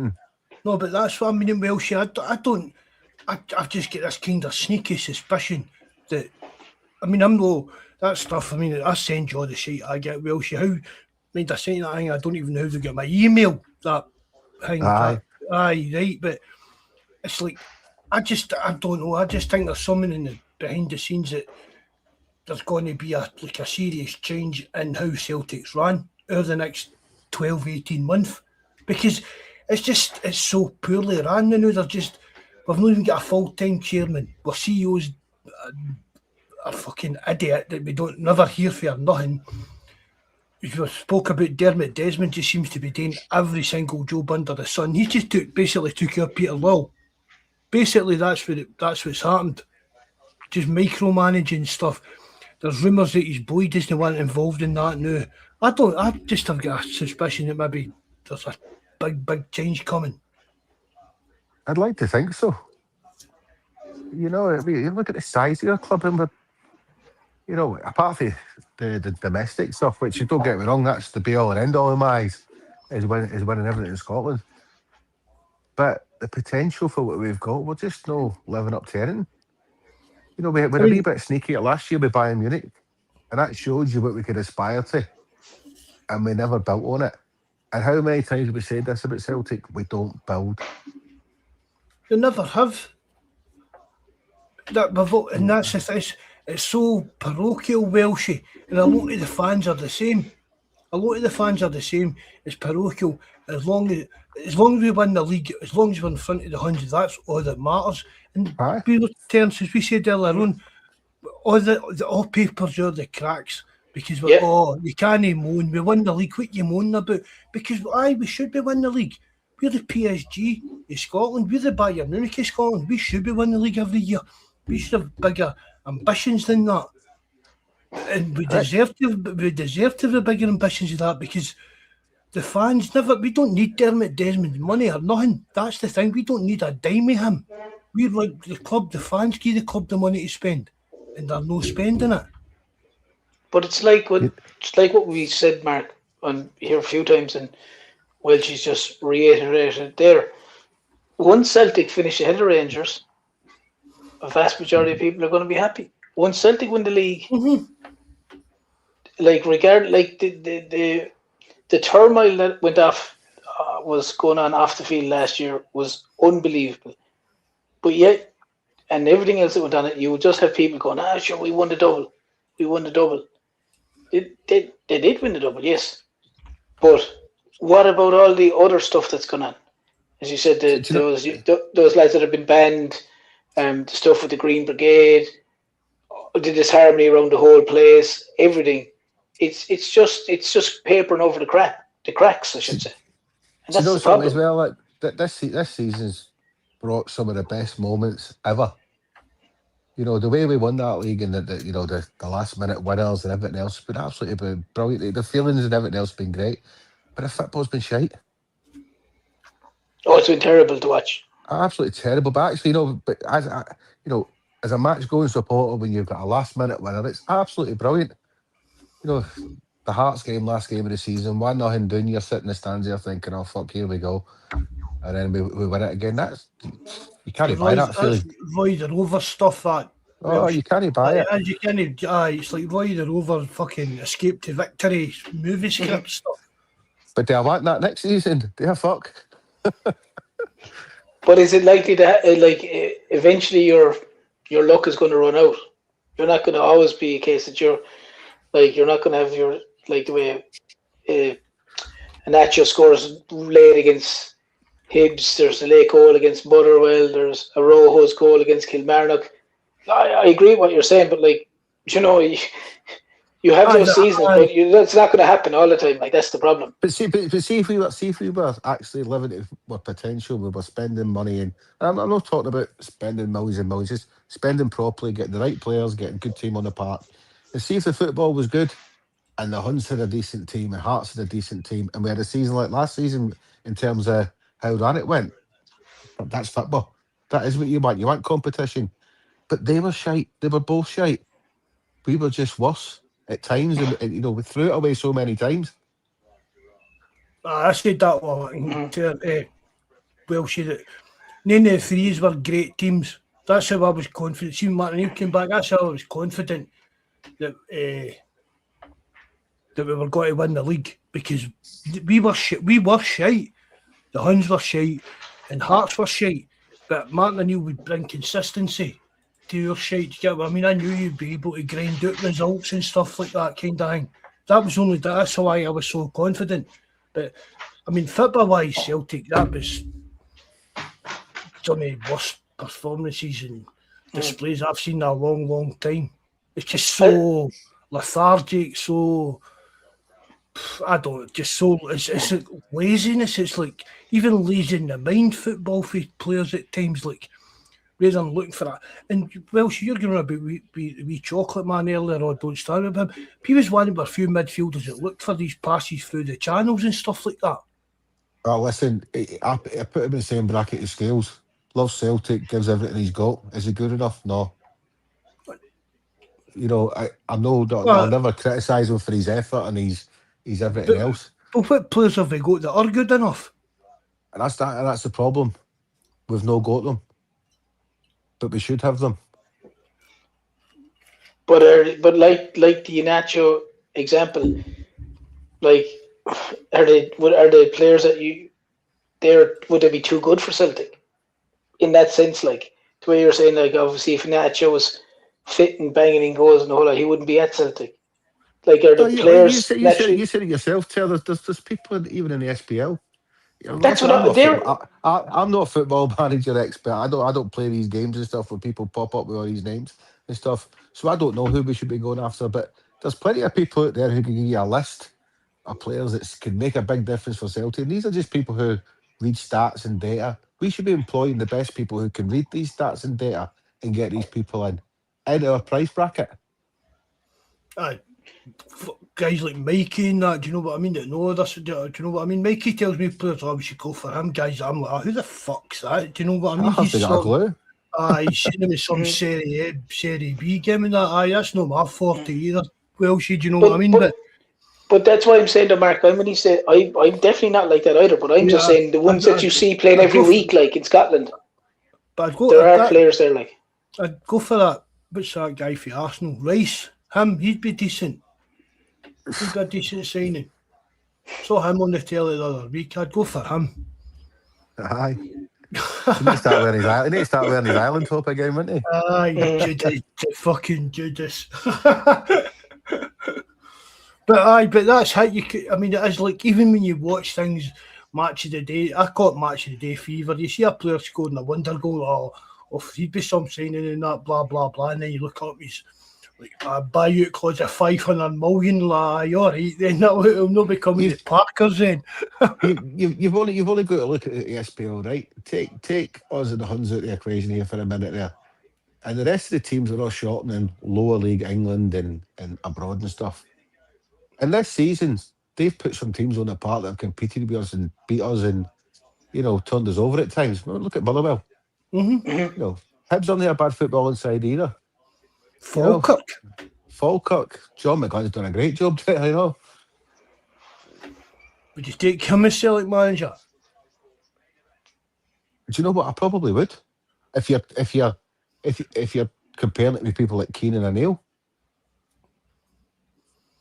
He's definitely a good manager. Do you know what I mean? But I mean, is he the type we should be going for? No, but when you put him in the bracket of what we were looking at, then aye. well, if you're looking at the Motherwell manager, you've got to put McGlynn in there as well. I put that Exactly. with the chats and that stuff, and the chats and that as well. Do you know what I mean, Welshie? If you're looking at fucking, the Motherwell manager be some. Well, McGlynn done as good a job for Falkirk as he did for Motherwell. All right. There's Bobby there, Celtic at their worst, Hearts at their best. You're too right. I mean, people keep talking about Hearts. I mean, they done brilliant this season, but obviously they fell away at the end. I say a lot of times, we've won the league, we've won them 7 games, but it was in their hands the whole time. But will they be as good as next season? Well, we can't be as bad. Nah, that's been the peak for Hearts. Do you know what I mean? Next season will be, what is it? Usual progression or whatever you want to call it. Same rules apply, wouldn't it? Yeah. End of 4th, wouldn't it? Same rules apply. It'll be back to us and the Huns. Hearts will be 3rd next year. Because, I mean, people are if Hearts could qualify for the Champions League. And there's no way in the world Hearts will qualify for the Champions League group stages next year. No, never. Never. And saying that, see, to be honest, it wouldn't really bother me. Because see, if they did, that would put them well in front of the lot for a good few seasons, that kind of money for the Champions League. Because they're still running on fumes, do you know what I mean, with finances? We know we laugh about this all the time, but there's a coefficient to think about as well. Keeping the points up. I think there's going to be a lot. I've always been in this attitude when it comes to Celtic, Hearts, Rangers, everybody else. I don't fucking care what they do. It's always about us. And if we do it properly, then we win. But that's the thing, Bill. We seem to don't. We shoot ourselves in the foot every few seasons. See, when we're at that point, we could push the button and kind of go nuclear. We never do it. Can you imagine? I've said this before, right? Can you imagine if David Murray, back in the day, was in charge of Celtic now? Can you imagine what he would do to destroy Rangers at every possible turn? Do you get what I mean? That's one thing you can't knock them for. I mean, they're millions in debt. They're fucking pander to everything, blah, blah. But the fact of the matter is, their choices have been bad in managers and players and stuff. But see, when it comes to throwing money at it to get it, they spend it. They do it. And they do spend it, in fairness. Even back, I'm saying there by David Murray, his bank loans and all his EBTs and tax dodges, till they get fucking refunded. They've lost millions every single year. And we don't even spend the money we make. We're paying more in tax than we are spending transfer fees. It's like, I've said this, Welshie, see if you win the lottery, well, you wouldn't need it, you know what I mean? You've got a bit of overtime this Sunday. But seriously, would you buy Celtic? Would I? Aye. You know, fucking emotion always says you would, doesn't it? Aye, but realistically, Welshie, would you be confident? From a business sense, Celtic are a great prospect for anybody. But you wouldn't buy it and think that you knew the best ever. Do you get what I mean? You wouldn't buy Celtic and say, "Oh, aye, that's hit." And I've said this for the last few years.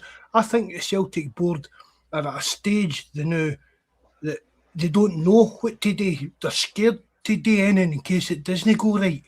Because it's, I mean, even get back, Welsh, the three of us, me, you and Terence, we're old enough to remember the Kellys and the Whites, right?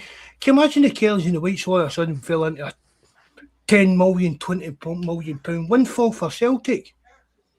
The guys wouldn't have had a fucking Scooby what to do with that. I wouldn't have a Scooby what to I would never Scooby how to control £20 million of my own money. Never mind getting No, back but to that's what. running Celtic. But that's the whole And that's point, what Mark. it's like for me, Terence. Welsh, it's they don't know what to do with it. I don't think they know what But to there's do with money footballing we've people got. out there, finance football people out there who do know. Aye. You know, I So mean, that's who you go and you get. said it yourself. You said it yourself. Desmond doesn't put a penny into Celtic. We're a self-funded club, so we don't need to sell. We don't need buyers. We don't need investment. You know, we've got it all there. We just need the right people who know what to do with it.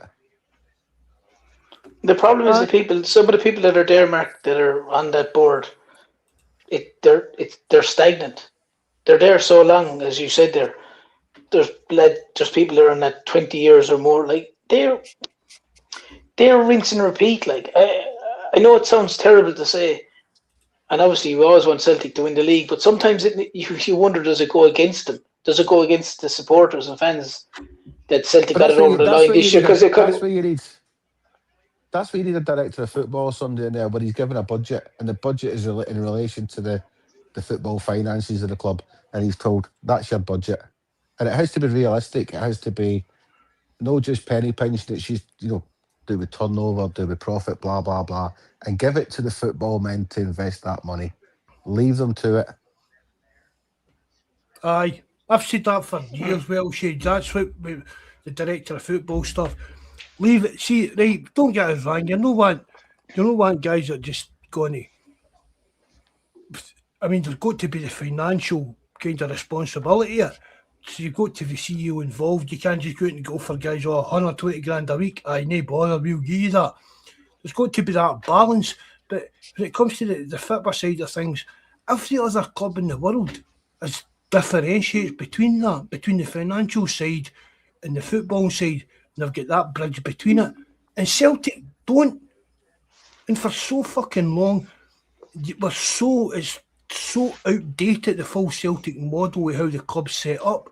No other club, we diddy teams across the globe have all got directors of football that are running the show, and it's like, this is how your club's ran while I'm here. I mean, you look at Real Madrid, look at Barcelona, look at the teams, and they're ran the same way, no matter who the manager is, no matter who's who. Do you know what I mean? They're all run the same way. Ajax, Bodo, Glimt, do you know what I mean? All these teams that we all kind of envy, but we should be up there.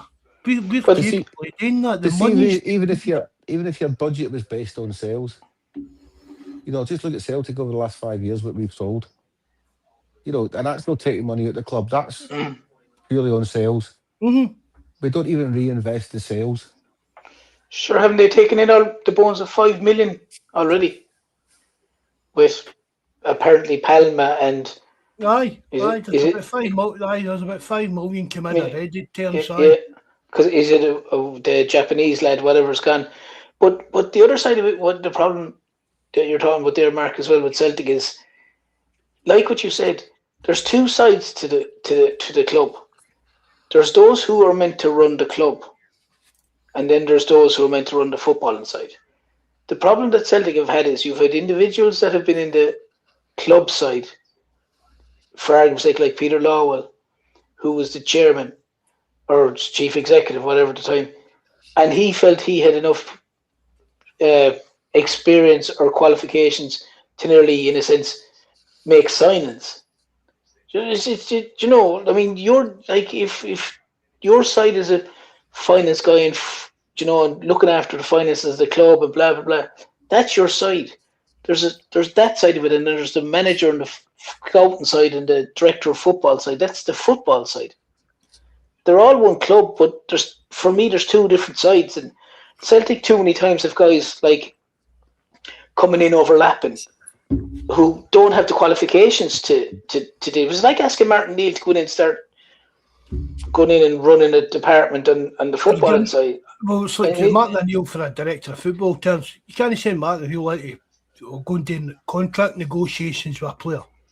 Exactly, yeah. This is what I mean. Where's the problem? Martin Neal for a director of football was a definite no-go for me for that side of it. Well, Mark, there's us three sitting here talking away like fucking every other Celtic fan. We need this, we need that. There's footballing men at that club, Martin O'Neill, for example, who knows what the club actually needs. You know, they've got the ear of people that should be telling them this is how we should be run. And do you think he's listening, but?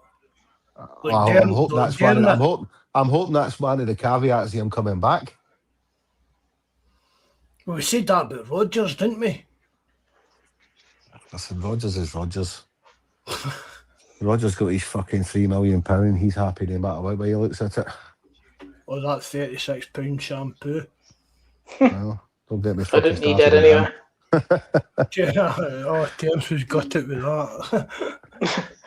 But you know, when that's my point, though, Mark, is like there's, as I said before, and as well she said there's the guys who are looking after the running of the club from the club side of it, and then there's the footballing side of it.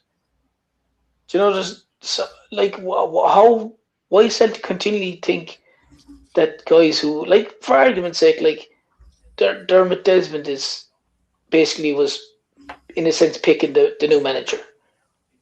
On what basis? On what qualifications?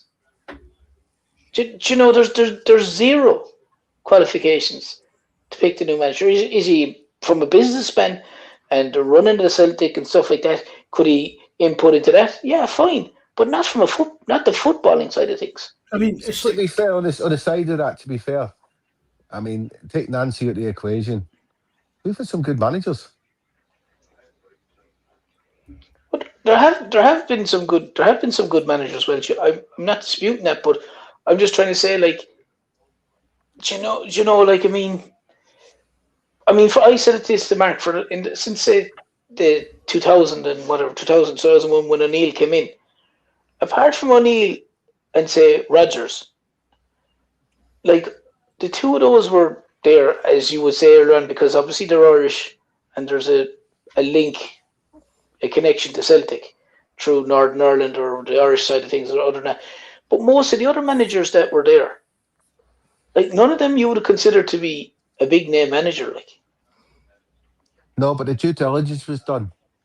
Ronnie Dahlia was brought in because it was the Man City link. Ange was brought in through the Man City link. You know, that was proper due diligence. I know Ronnie was to come in as number 2, and I loved Ronnie, but so that's a different story. But Ange came in as well. Lennon, when he got the job first time, when he deserved it, so he got the job. Second time in, but I maintain started on that one.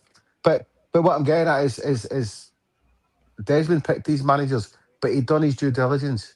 At the minute, you hit the nail on the head before, Mark. Robbie Keane, that's striking in his ear. So definitely. I dug into the night Welsh and it was fucking astounding me the amount of connections, how fucking lovey-dovey the Stratton and Robbie Keane connection was. But it's where we are at the minute. I mean, listen, I'm saying O'Neill's a lazy appointment. It might actually be the best appointment we ever do if he gets. And I don't mean the players he wants, because I hate when people say that, because he hasn't got a clue about half these players. But if he gets the structure put in place that we need, it could be a good thing that way.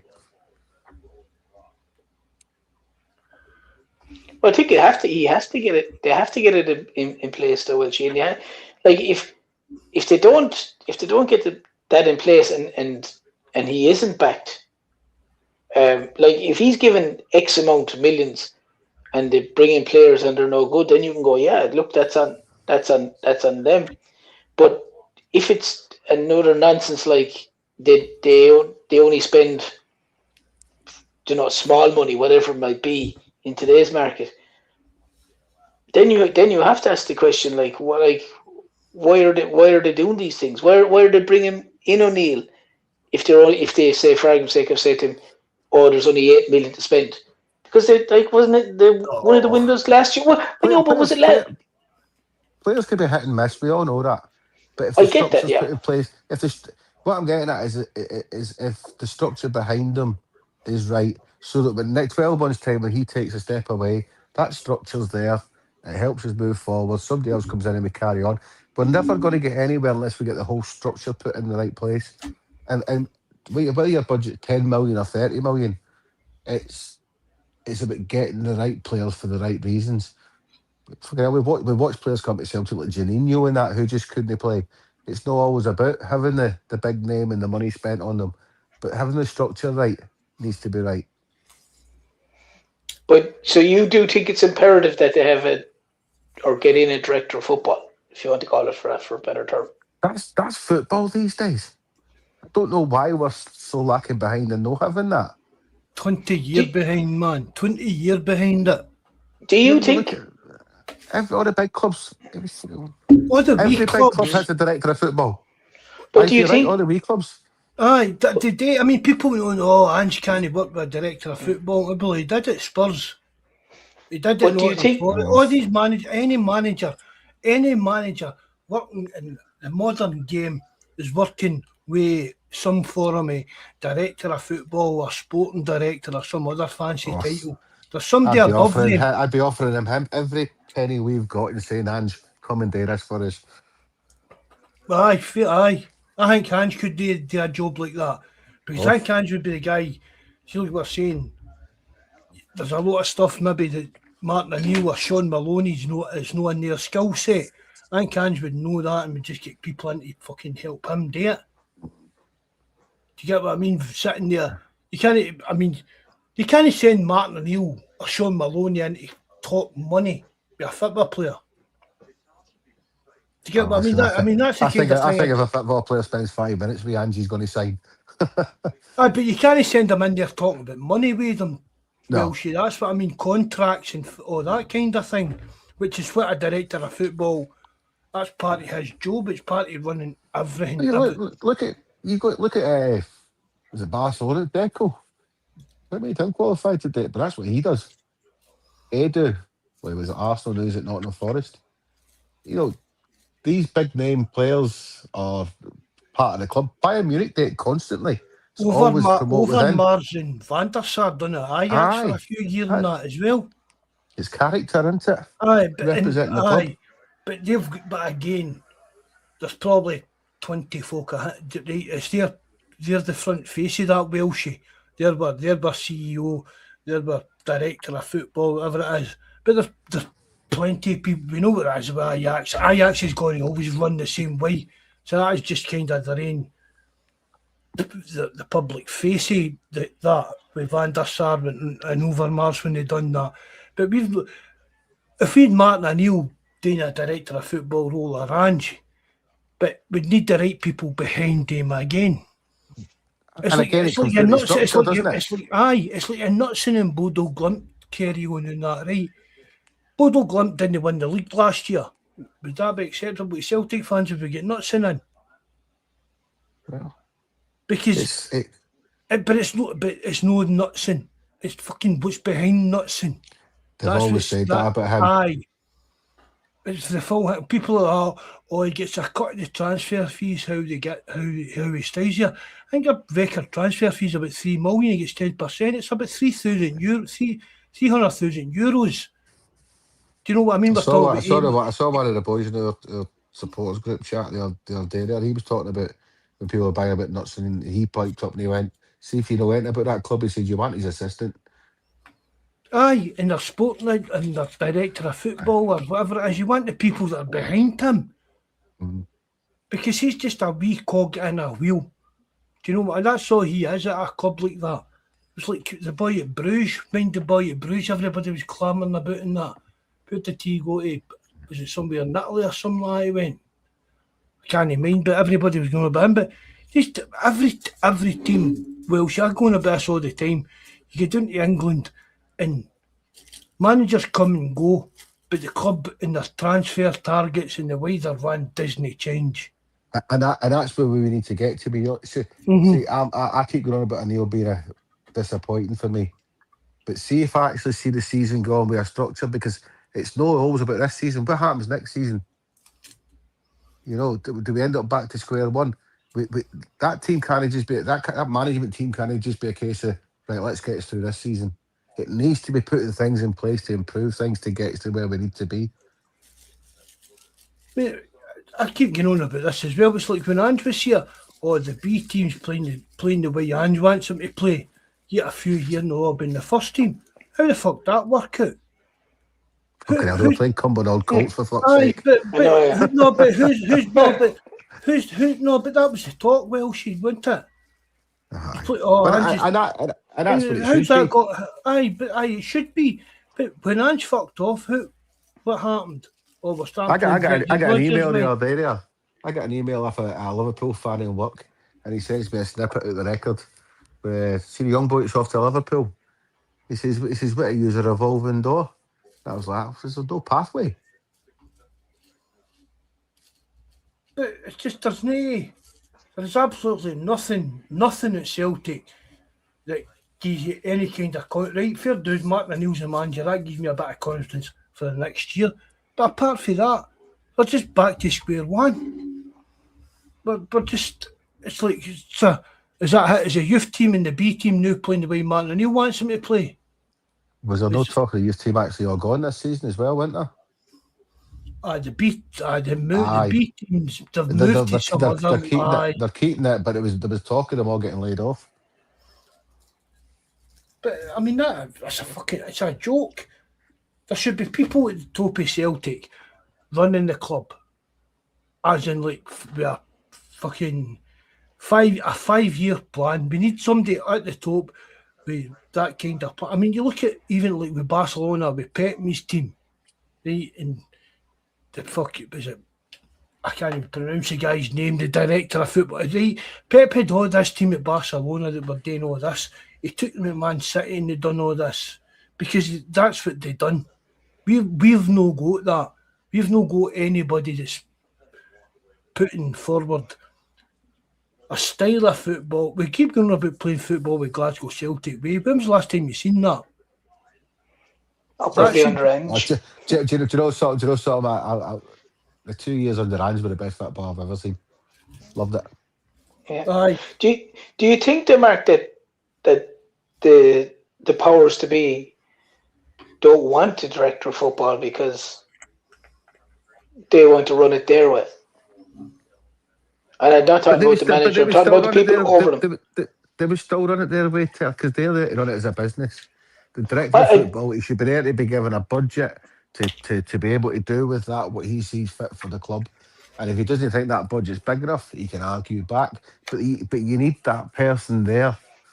I agree with you, Welchie, but we just say, not in the last years, but like for many years, there's no way that, this is only my opinion, there's no way that someone like Peter Law would allow a director of football style, because for me his ego was too big. Like what was the talk on McCowan? Was it an extra $100,000 or something? And they had to get they had to leave the room. They had to leave the room and make a phone call. I don't. I don't know how true. I don't know how true that is or true that isn't. But irrespective. I wish they'd left the room and got in a taxi. But what I'm trying to say is, from the director of football's point of view, kind of thing, which I fully agree of. But I just feel not now, but certainly under the likes of Lawwell always came across as a fella that would be, had too much arrogance to allow a director of football or director of football operations or whatever you want to call it to be there to run that side, because he always seemed to stick his oar in, even with stupid stuff like when it came to the footballing side of things. And again, it's someone, in my knowledge, he wasn't qualified for it. But he was good on the finance side of things. That was the problem with Lawwell. Yeah, and that's perfect, because that's what he was appointed to do. He was great at. Yeah, but then he became a bit, whether it's obnoxious or whatever you want to call it, but he felt like he could do every aspect of it. That's the way it came across to me. Whereas, yes, the finance side of things, he was excellent, but that was his job. But he kind of, morphed into the football side of things, as well. Like Keane quote there, that was his job. Say that again. That was his job. We'll clip that. We'll need to clip that. See, go back to what you were saying before, Mark. Aye. See, about the youth teams and stuff like that. Do you know, think we as a club, the Huns, anybody, I know there's not a lot of money in Scottish football, Should have a reserve league. But no, I know, but we should be at the forefront of financing that. Aye. You know, and it's as daft as it sounds. You're not just promoting the youth in the Celtic setup. You're getting to see the fucking youth in every other setup. You know. Well, you've got to mind you've got the women's team in that Welshie. That's Steph's favourite. But it's just. How much would it cost to run that? I don't know. Have they given a figure how much it would cost to run the reserve league for a season? Hypothetically, I don't know. I've no idea, but I think it's despicable with the money that Celtic and Rangers actually have that the youth team is even talking about disbanding. You know, you're right, Terry. It shouldn't be your Cumbernaults and I your don't think they were talking about disbanding. Well, it should be the Premiership. Was it not just that they moved? Was it not just that they moved league? I don't think there was any about them actually disbanding. I'm not 100% sure, but when you look around the SPL, there's only about 5 teams that have got an actual B team in there. There's no many. And then there is a wee shitey reserve league, but that should be a part. But right, see, for some reason, I think it's part and parcel of you being an SPFL team. You've got a women's team, right? But surely, God, it's more important that you've got some kind of reserve league team fucking wearing this B team stuff. Surely, Mark, with the amount of money that Celtic have been paying on taxes, that they couldn't have put some of that money towards getting the reserve league back up. As I said to you before, we've discussed this loads of times, and I said to you, for argument's sake, if a player is coming back to the first team and he's injured, how does he get game time? They have to play maybe a game behind closed doors, whereas ideally he can come back and play 60 minutes of a reserve game. And I also said to you, if there's a young guy that's coming up through the ranks, and for argument's sake, he's playing in midfield, and McGregor has been out for a month injured, and he's coming back, and McGregor's going to play the first half. How much will that young lad learn from McGregor playing beside him in 45 minutes? Then what he'd learn playing against the butcher, the baker, and the candlestick maker is what he's doing at the minute. Like, you've only got to listen to stories of the Celtic team players in the 80s and stuff like that, and it was all based on your reserve team into your first team, and it was that whole process. But you can't expect a young lad to go from the level they're playing at to then say, right, you're going to be playing, you're going to be starting for Celtic next week. At least with the reserve league and the first team, the gap was a lot smaller. Like it's a chasm.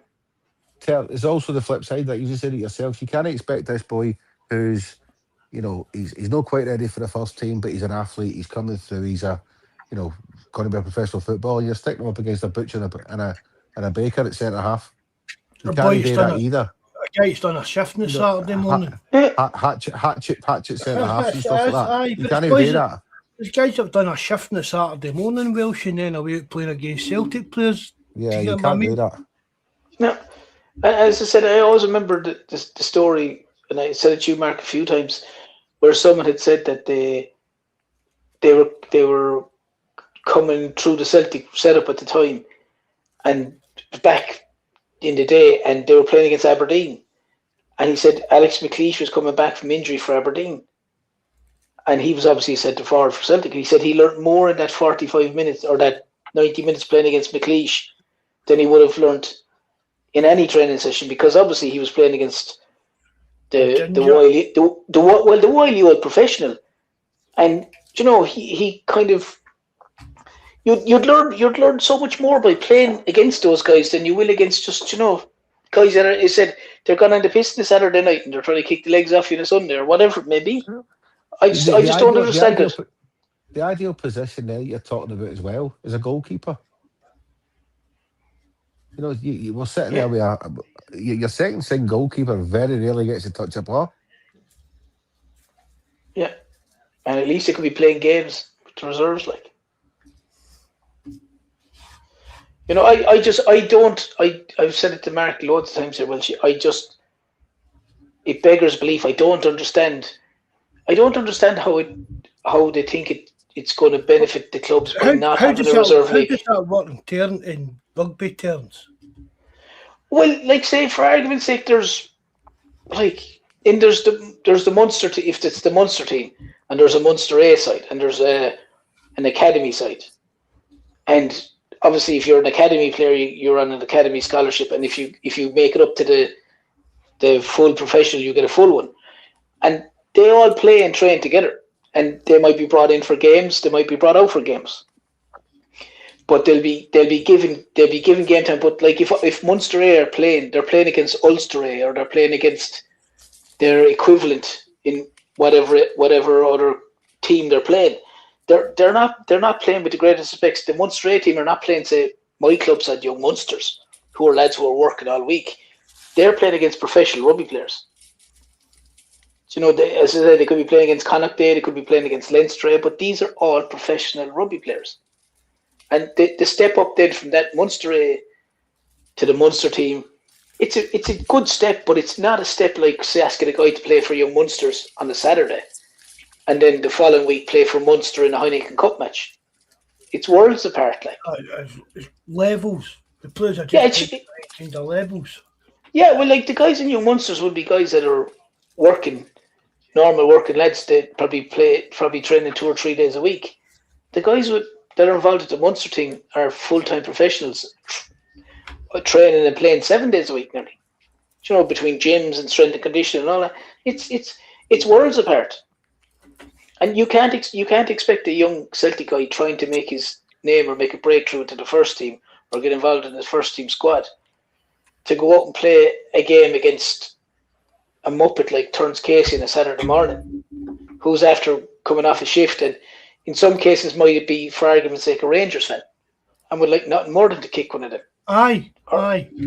If you're a daffy fucking mechanic, like a kid on an electrician or that kind of thing. Yeah, fuck off you.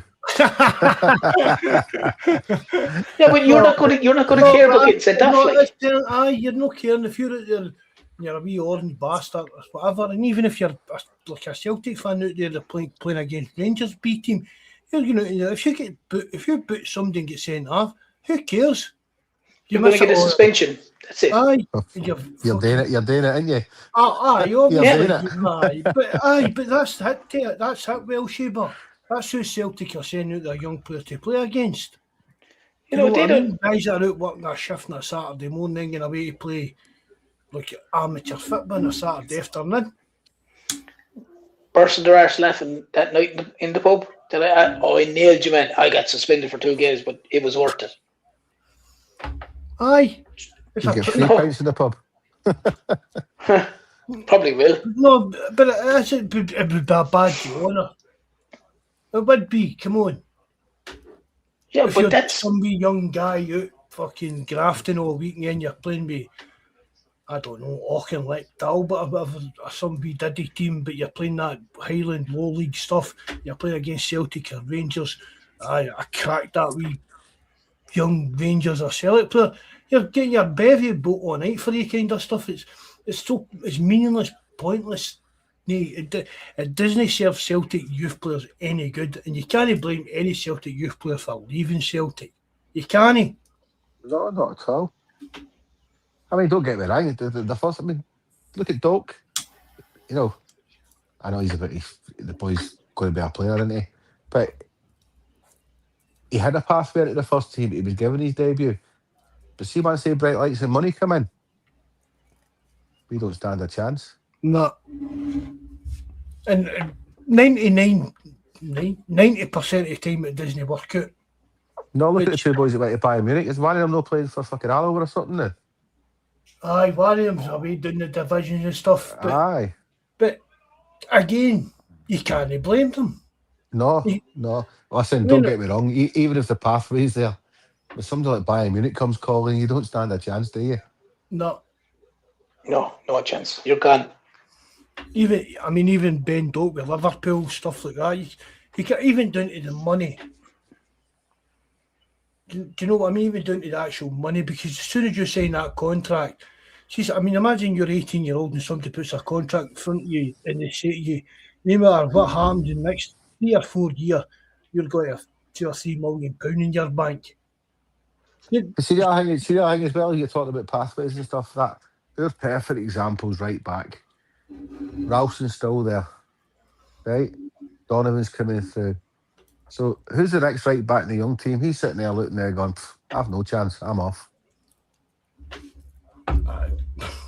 With Ralston sitting there hogging it for 10 years. Aye, and that's it. It doesn't promote letting that giving these boys a chance. But has anybody come through better than Ralston? Or has anyone been given a chance? Right, But that's not indictment on Ralston. That's on the club itself. Aye, right, maybe right. Colby Donovan probably could be. Right, you said earlier on, I don't know if you're on Welshie. I'd keep Ralston. Shut up. I'd keep Johnson. Get a Rojo back if we can. Get Ralston out the door and get Donovan out on loan so that he's playing every week. What we're talking about. See, like last season, why we not it was one of the positions we were actually fortunate to have for Ralston because they were all injured. I don't think we'll get a Rojo. But why can we? No, but why can we know? That's what I'm saying. Why can we not go and get somebody like that? We play enough games. Okay, why have we no signs of that? Why have we no signs of Srirachi? It's the same thing. Exactly. Why? We've not even got a backup left back. Do you know what I mean? Fair dues. I mean, KT played so many games all season, fine. But I don't care what anybody says. KT is still one bad tackle away from being fucked. And as I said, then it means Liam Scales has to go to fullback because they have no one else. I said that when we signed KT, I called them hobnob hips and all that, right? Right, he's played a few, but no matter how long it is going to be, for the next few years, KT is always going to be one bad twist turn boot away from being fucked. I think we've no signs of that because they had some fucking notion that Robertson was going to come in. Do you think so? Aye, well, obviously he's not coming in, but there was all the rumours, weren't there? He was saying all the right things. Oxlade chairman was pumping him up for coming back and blah blah blah. And I think that's why we never signed Srirachi. That's not saying we won't sign Srirachi, but I think that's why we didn't. See, again, but that would have been a fucking shocking signing for me. I'd have been fucking raging about that Welshie tear. Honestly. Oh, I'd be the same. It's like a nursing home. Aye, I wouldn't have been fucking happy with Robertson at all. I just love Srirachi. I think he's brilliant. Oh, aye, me too. But I'd say you could nearly play Srirachi in front of Tierney, like. At times, we don't win that league. We don't win that game against Hearts if he doesn't come on. Yeah, he makes the break and the pass and the whole lot was superb, like. He's forward thinking. He just wants to go. He's very direct. I was just going to say that his first thought is he's a very direct player between whether it's passing or running. He's always trying to get forward. And like as I said, like if you were struggling for a left-sided, say, wingman or whatever to call it, he'd be an ideal kind of your wing back or left-sided midfielder. He'd run all day if you like. See when you look at the team at the minute, right? Sinisalo. We need another goalkeeper because it can't be doing. It needs somebody to challenge Sinisalo. You're right back if you're sitting with Colby Donovan and Alistair Johnson. I'm happy with that. Your left back, you bring Srirachi back, you're sorted there. Trusty, Carter Vickers. I'm not a fan of Scales, but he's still going to be there and play. I'd be happy with it. You're just being racist there now because I'm man, but go on. No, don't you start his shite, but we won't go there. Right, because he's a ginger. That's what it is. Because he's a ginger. Right, and we've had the conversation before. None of the three of them are good enough. Let's not the back. Aye, none of the three. Trustees, Carter, Vickers or Scales. None of them's that great. No, but that's what we've got. Aye. So I can accept that. And in all fairness, Trustees are better left-sided than Scales, but then again, I'm a better left-sided than Scales, but that's not the point. Up front, I don't think... Up front, we need another striker, we've said that. So the main thing is across the middle and the wings. So we're maybe not as bad as what we think we are, but we need to improve across that midfield and the wings. Would you sell Negrin? Negrin? I'd drive him to Manchester Airport right now. It's shocking. But you can't fault his goals. No, but the whole point is he's played every game because he's goals. But see, when he goes on a 6-game fucking streak where he's no scoring goals, we're lacking everything. I've said this all along. It reminds me so much of Rogic. He does nothing much on the park or that, but he pops up with goals. Said, we could do it better, as in he's like work rate and what he does in the middle of the park. But again, would he be a good player to have on the bench to come on when you're looking for? The thing is, the problem with Negrin at the moment for me is, do you keep him? At the moment, you keep him. Somebody comes in and offers 20 million, he goes. Simple. Oh, definitely. No, You know what I mean? If the money comes in, he goes. But then it comes back to the whole thing of does it go back in? getting somebody else in there. It's got to be better than Negrin out there. If he could, You know, mind that part of Spurs was at 20-25 million. That you snapped the horn off for that. Hatate got that much shite this season for being lazy and no doing things right and blah blah blah. See if he was popping the ball in the back of the net, he's twice the player Negrin will ever be. What? Well, he's going to be gone. Obviously, you think Maeda is going to be gone. Negrin's going to be gone.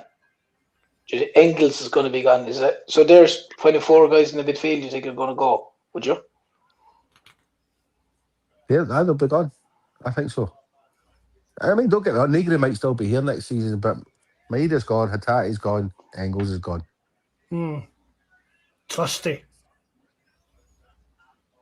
He wouldn't be any. He wouldn't be any last now. He's pants. I'm not against selling Trusty. Trusty's been dealt a bad time playing right-sided mid-defence the whole season, to be fair. Trusty's one of the defenders, and Scales is the same.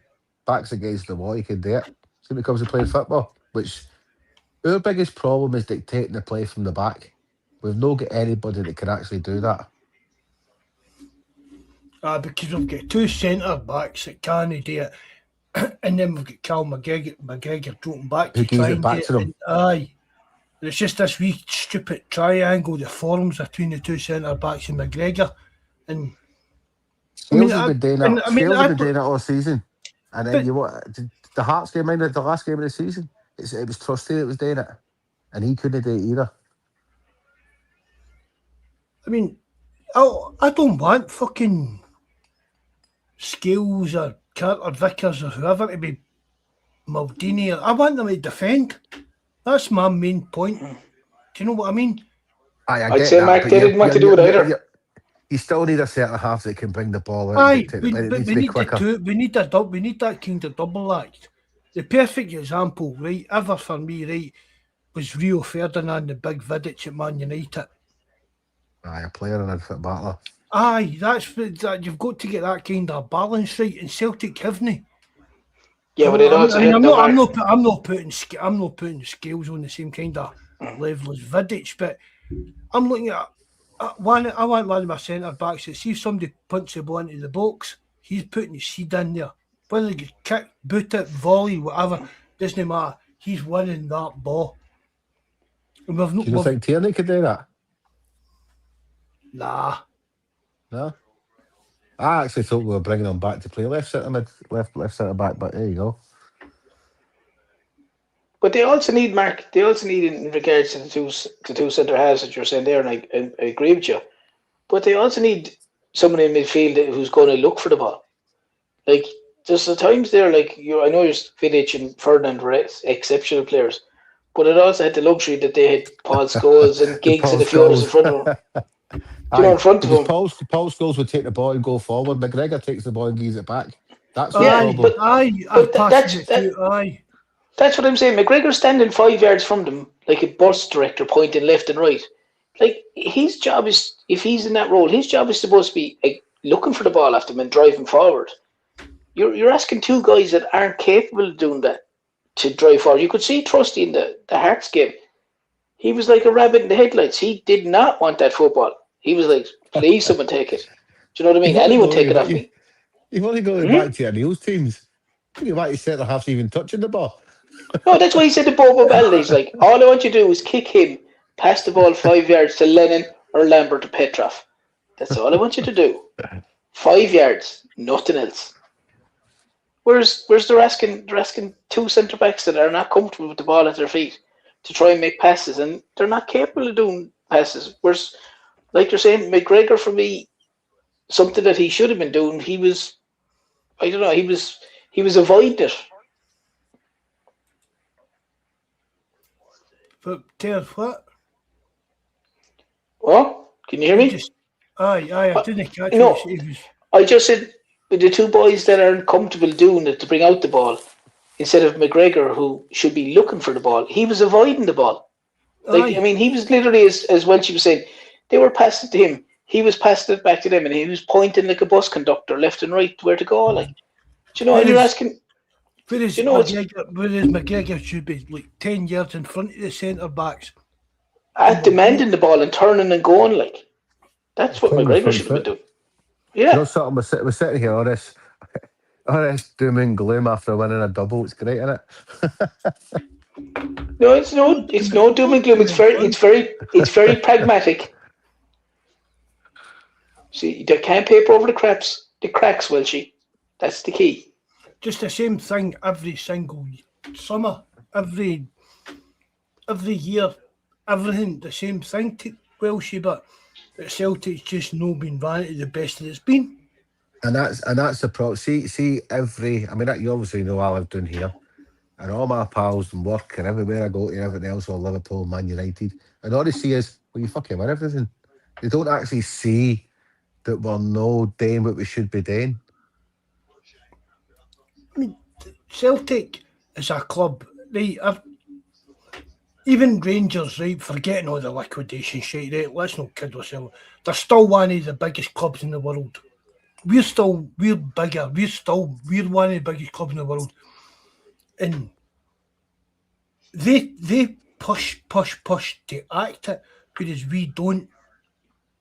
What we're saying No, because we're happy with this season will go down as another double on the fucking stats. Aye, so historical. Aye. All the dreams come true, all the fairy tale. But that's what it is. It's 5 in a row, and it's fucking season tickets are all sold out again. Blah blah blah. So see, for all intents and purposes, for the PLC, that's successful.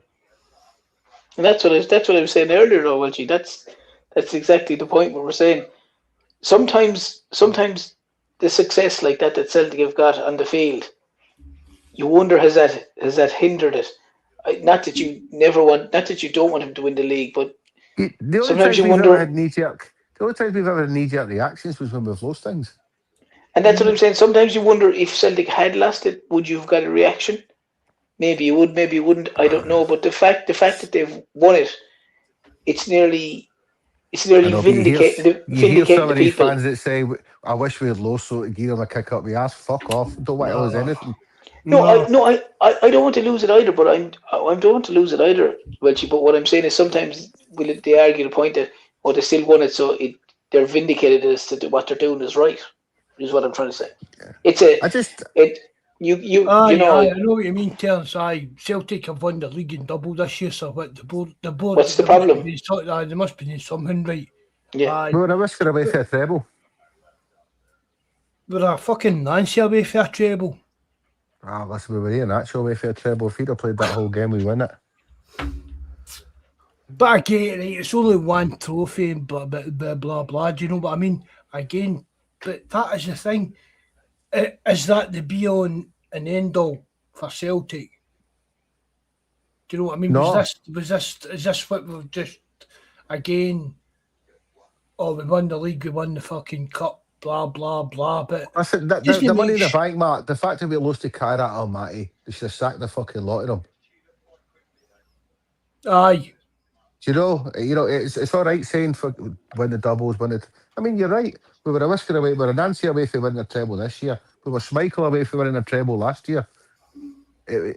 Fine margins, but we lost them games. But that's almost double trebles. But the fact of the matter is, and we can't paper over this, we lost to Kairat Almaty. That was on Rodgers. I'm not blaming anybody else in the world for that. There's no way in the world any Celtic team in my lifetime should have lost to them Welshie. No, but it's not just Carrot or Matty. Go back the last, whatever, we lost something like 7 out of 9 fucking qualifiers. Maribor, Carrot or Matty. There's been fucking plenty of fuck ups. And it's all about, you know, once we, it's like the season, last season when we got to the season before last season when we got to the last 16 playoffs and stuff like that. It's like once we get there, we're all right, but we don't do anything to get there. It's luck. It's kind of luck. Do you know what I mean? See, for a club, for Celtic's finances, and we look about the rest of Europe and that, Celtic should be at the level A. I mean, we're never going to win the European Cup or anything like that. Do you know what I mean? But Celtic should see with this new format, and I said this, I was quite glad of the new format, which I was quite glad of that. Like, I'm not looking for Celtic to end up in the semi-finals of the Champions League, but I'm looking for them for maybe every 2 or 3, maybe every third year, 2 year to be in the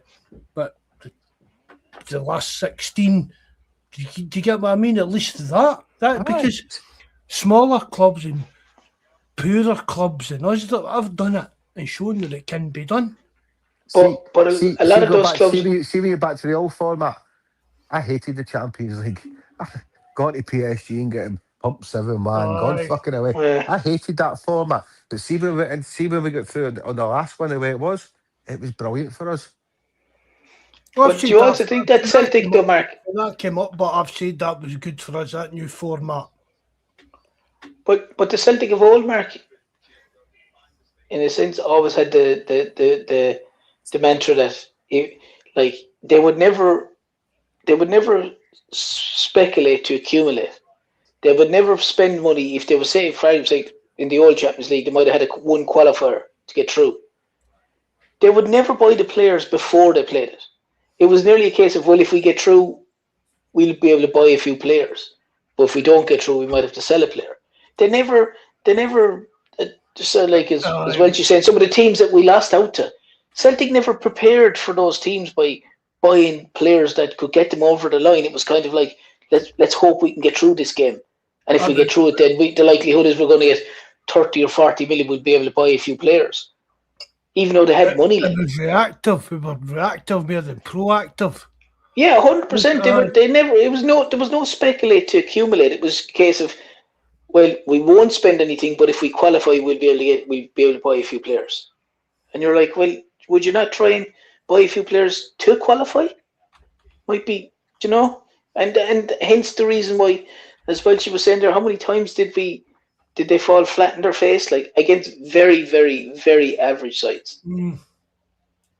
I totally agree with that, Terence. It's like, get the players in the door because we've got the money to do it.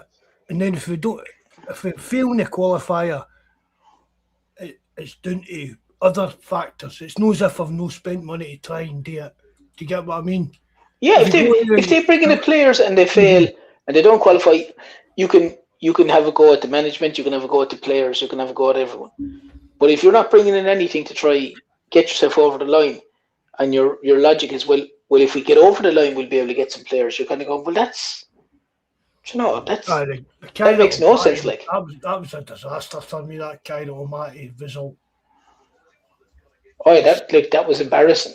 That was up there. That was nearly up there with the Lincoln Red Ibs. It's nearly as bad as that. You know, they couldn't score a goal in 2 matches against them. Like,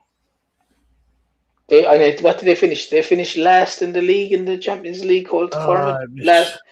Last or second last or something like that. Oh, yeah, but see, in that terms, it's like all across the Champions League and stuff. You see all these shock results, but we always seem to be on the end of them. Do you know what I mean? Yeah, but a lot of it's man-made. Like, last year was disgraceful. Disgraceful. But we're into that qualifier without a centre forward. But that's what I'm trying to say to you. Well, she did, rather than just buying a guy that you know can score goals, You score one goal in 2 games and you're through. But Celtic aren't willing. They don't ever seem to be willing to say, "Well, we'll spend 6 million for argument's sake on a player, or 7 million on a player, and the likely return is going to be 40 million." What have we got? Is it 1 or 2 qualifiers this year? One. Just the one. Just the one. Aye, And they're seeded. There's no excuses. And they showed the teams. They showed the teams, the 4 or 5 teams that they could likely get. And obviously, I'm not knowledgeable enough of football, but none of them are names that would spring to mind. If you know what I mean, like they're all better than Kyra Almaty, though, aren't they? They probably are, no question about that. But sort of boys in the Lowland League, you know. So it's been an interesting couple of months. Yeah. Sure, we've got to get into the Champions League. As you said there, Terence, what we've been. I mean, I don't know for that, the things you're saying, Terence, but the teams are supposedly going to be playing. There's no reason for us not to get by them, no matter what. No, but there's no reason to get by them, Mark, if you prepare correctly. If Celtic are getting rid of, if there's 2 or 3 or 4 players leaving Celtic, particularly midfielders and whatever is forward or whatever, stuff like that, then these people are going. You need to get people in to replace them. Not wait till this Champions League qualifier comes up and they do what they normally do as well. We don't have a centre forward. We'll play Johnny Kenny because he's back from Bolton on loan. We'll play him and see that we get through and then worry about it after that. I'm just looking at the teams. Viking, FK, AK Athens, Ammonia, AGF, Mialbi, Lask, Kairat, Slovan Bratislava, Lech Poznan, Sale, Shamrock Rovers, and FC Thun. That's the possible ones. Fucking give that Kairat mob again then. Off Nuggies, Shamrock Rovers. You're just wanting away, do you, hooligan? I got Shelburne in July. July the 12th. Grab Jabber, he'll be marching. Aye, Big Jabber will go in the big drum. Hey, that's 9 bells. You want to call it a day, lads? We will. We'll get a cup of tea and watch the rest of the golf. Brilliant. Thanks very much for coming on, Terence. And you as well, Welshie, man. You need to get back on the wolfing. Enjoyed it. Good, man. Yeah. Hail, everybody. Thanks very much for listening in, joining in with the chat and stuff like that. Big thanks to Welshie and Terence for coming on. Welshie's coming on bare regular, he says, but we'll see what happens over the summer and that stuff. But a big shite bag. But thanks very much for listening in. Hail, lads. Good night. And Cheers, God bless.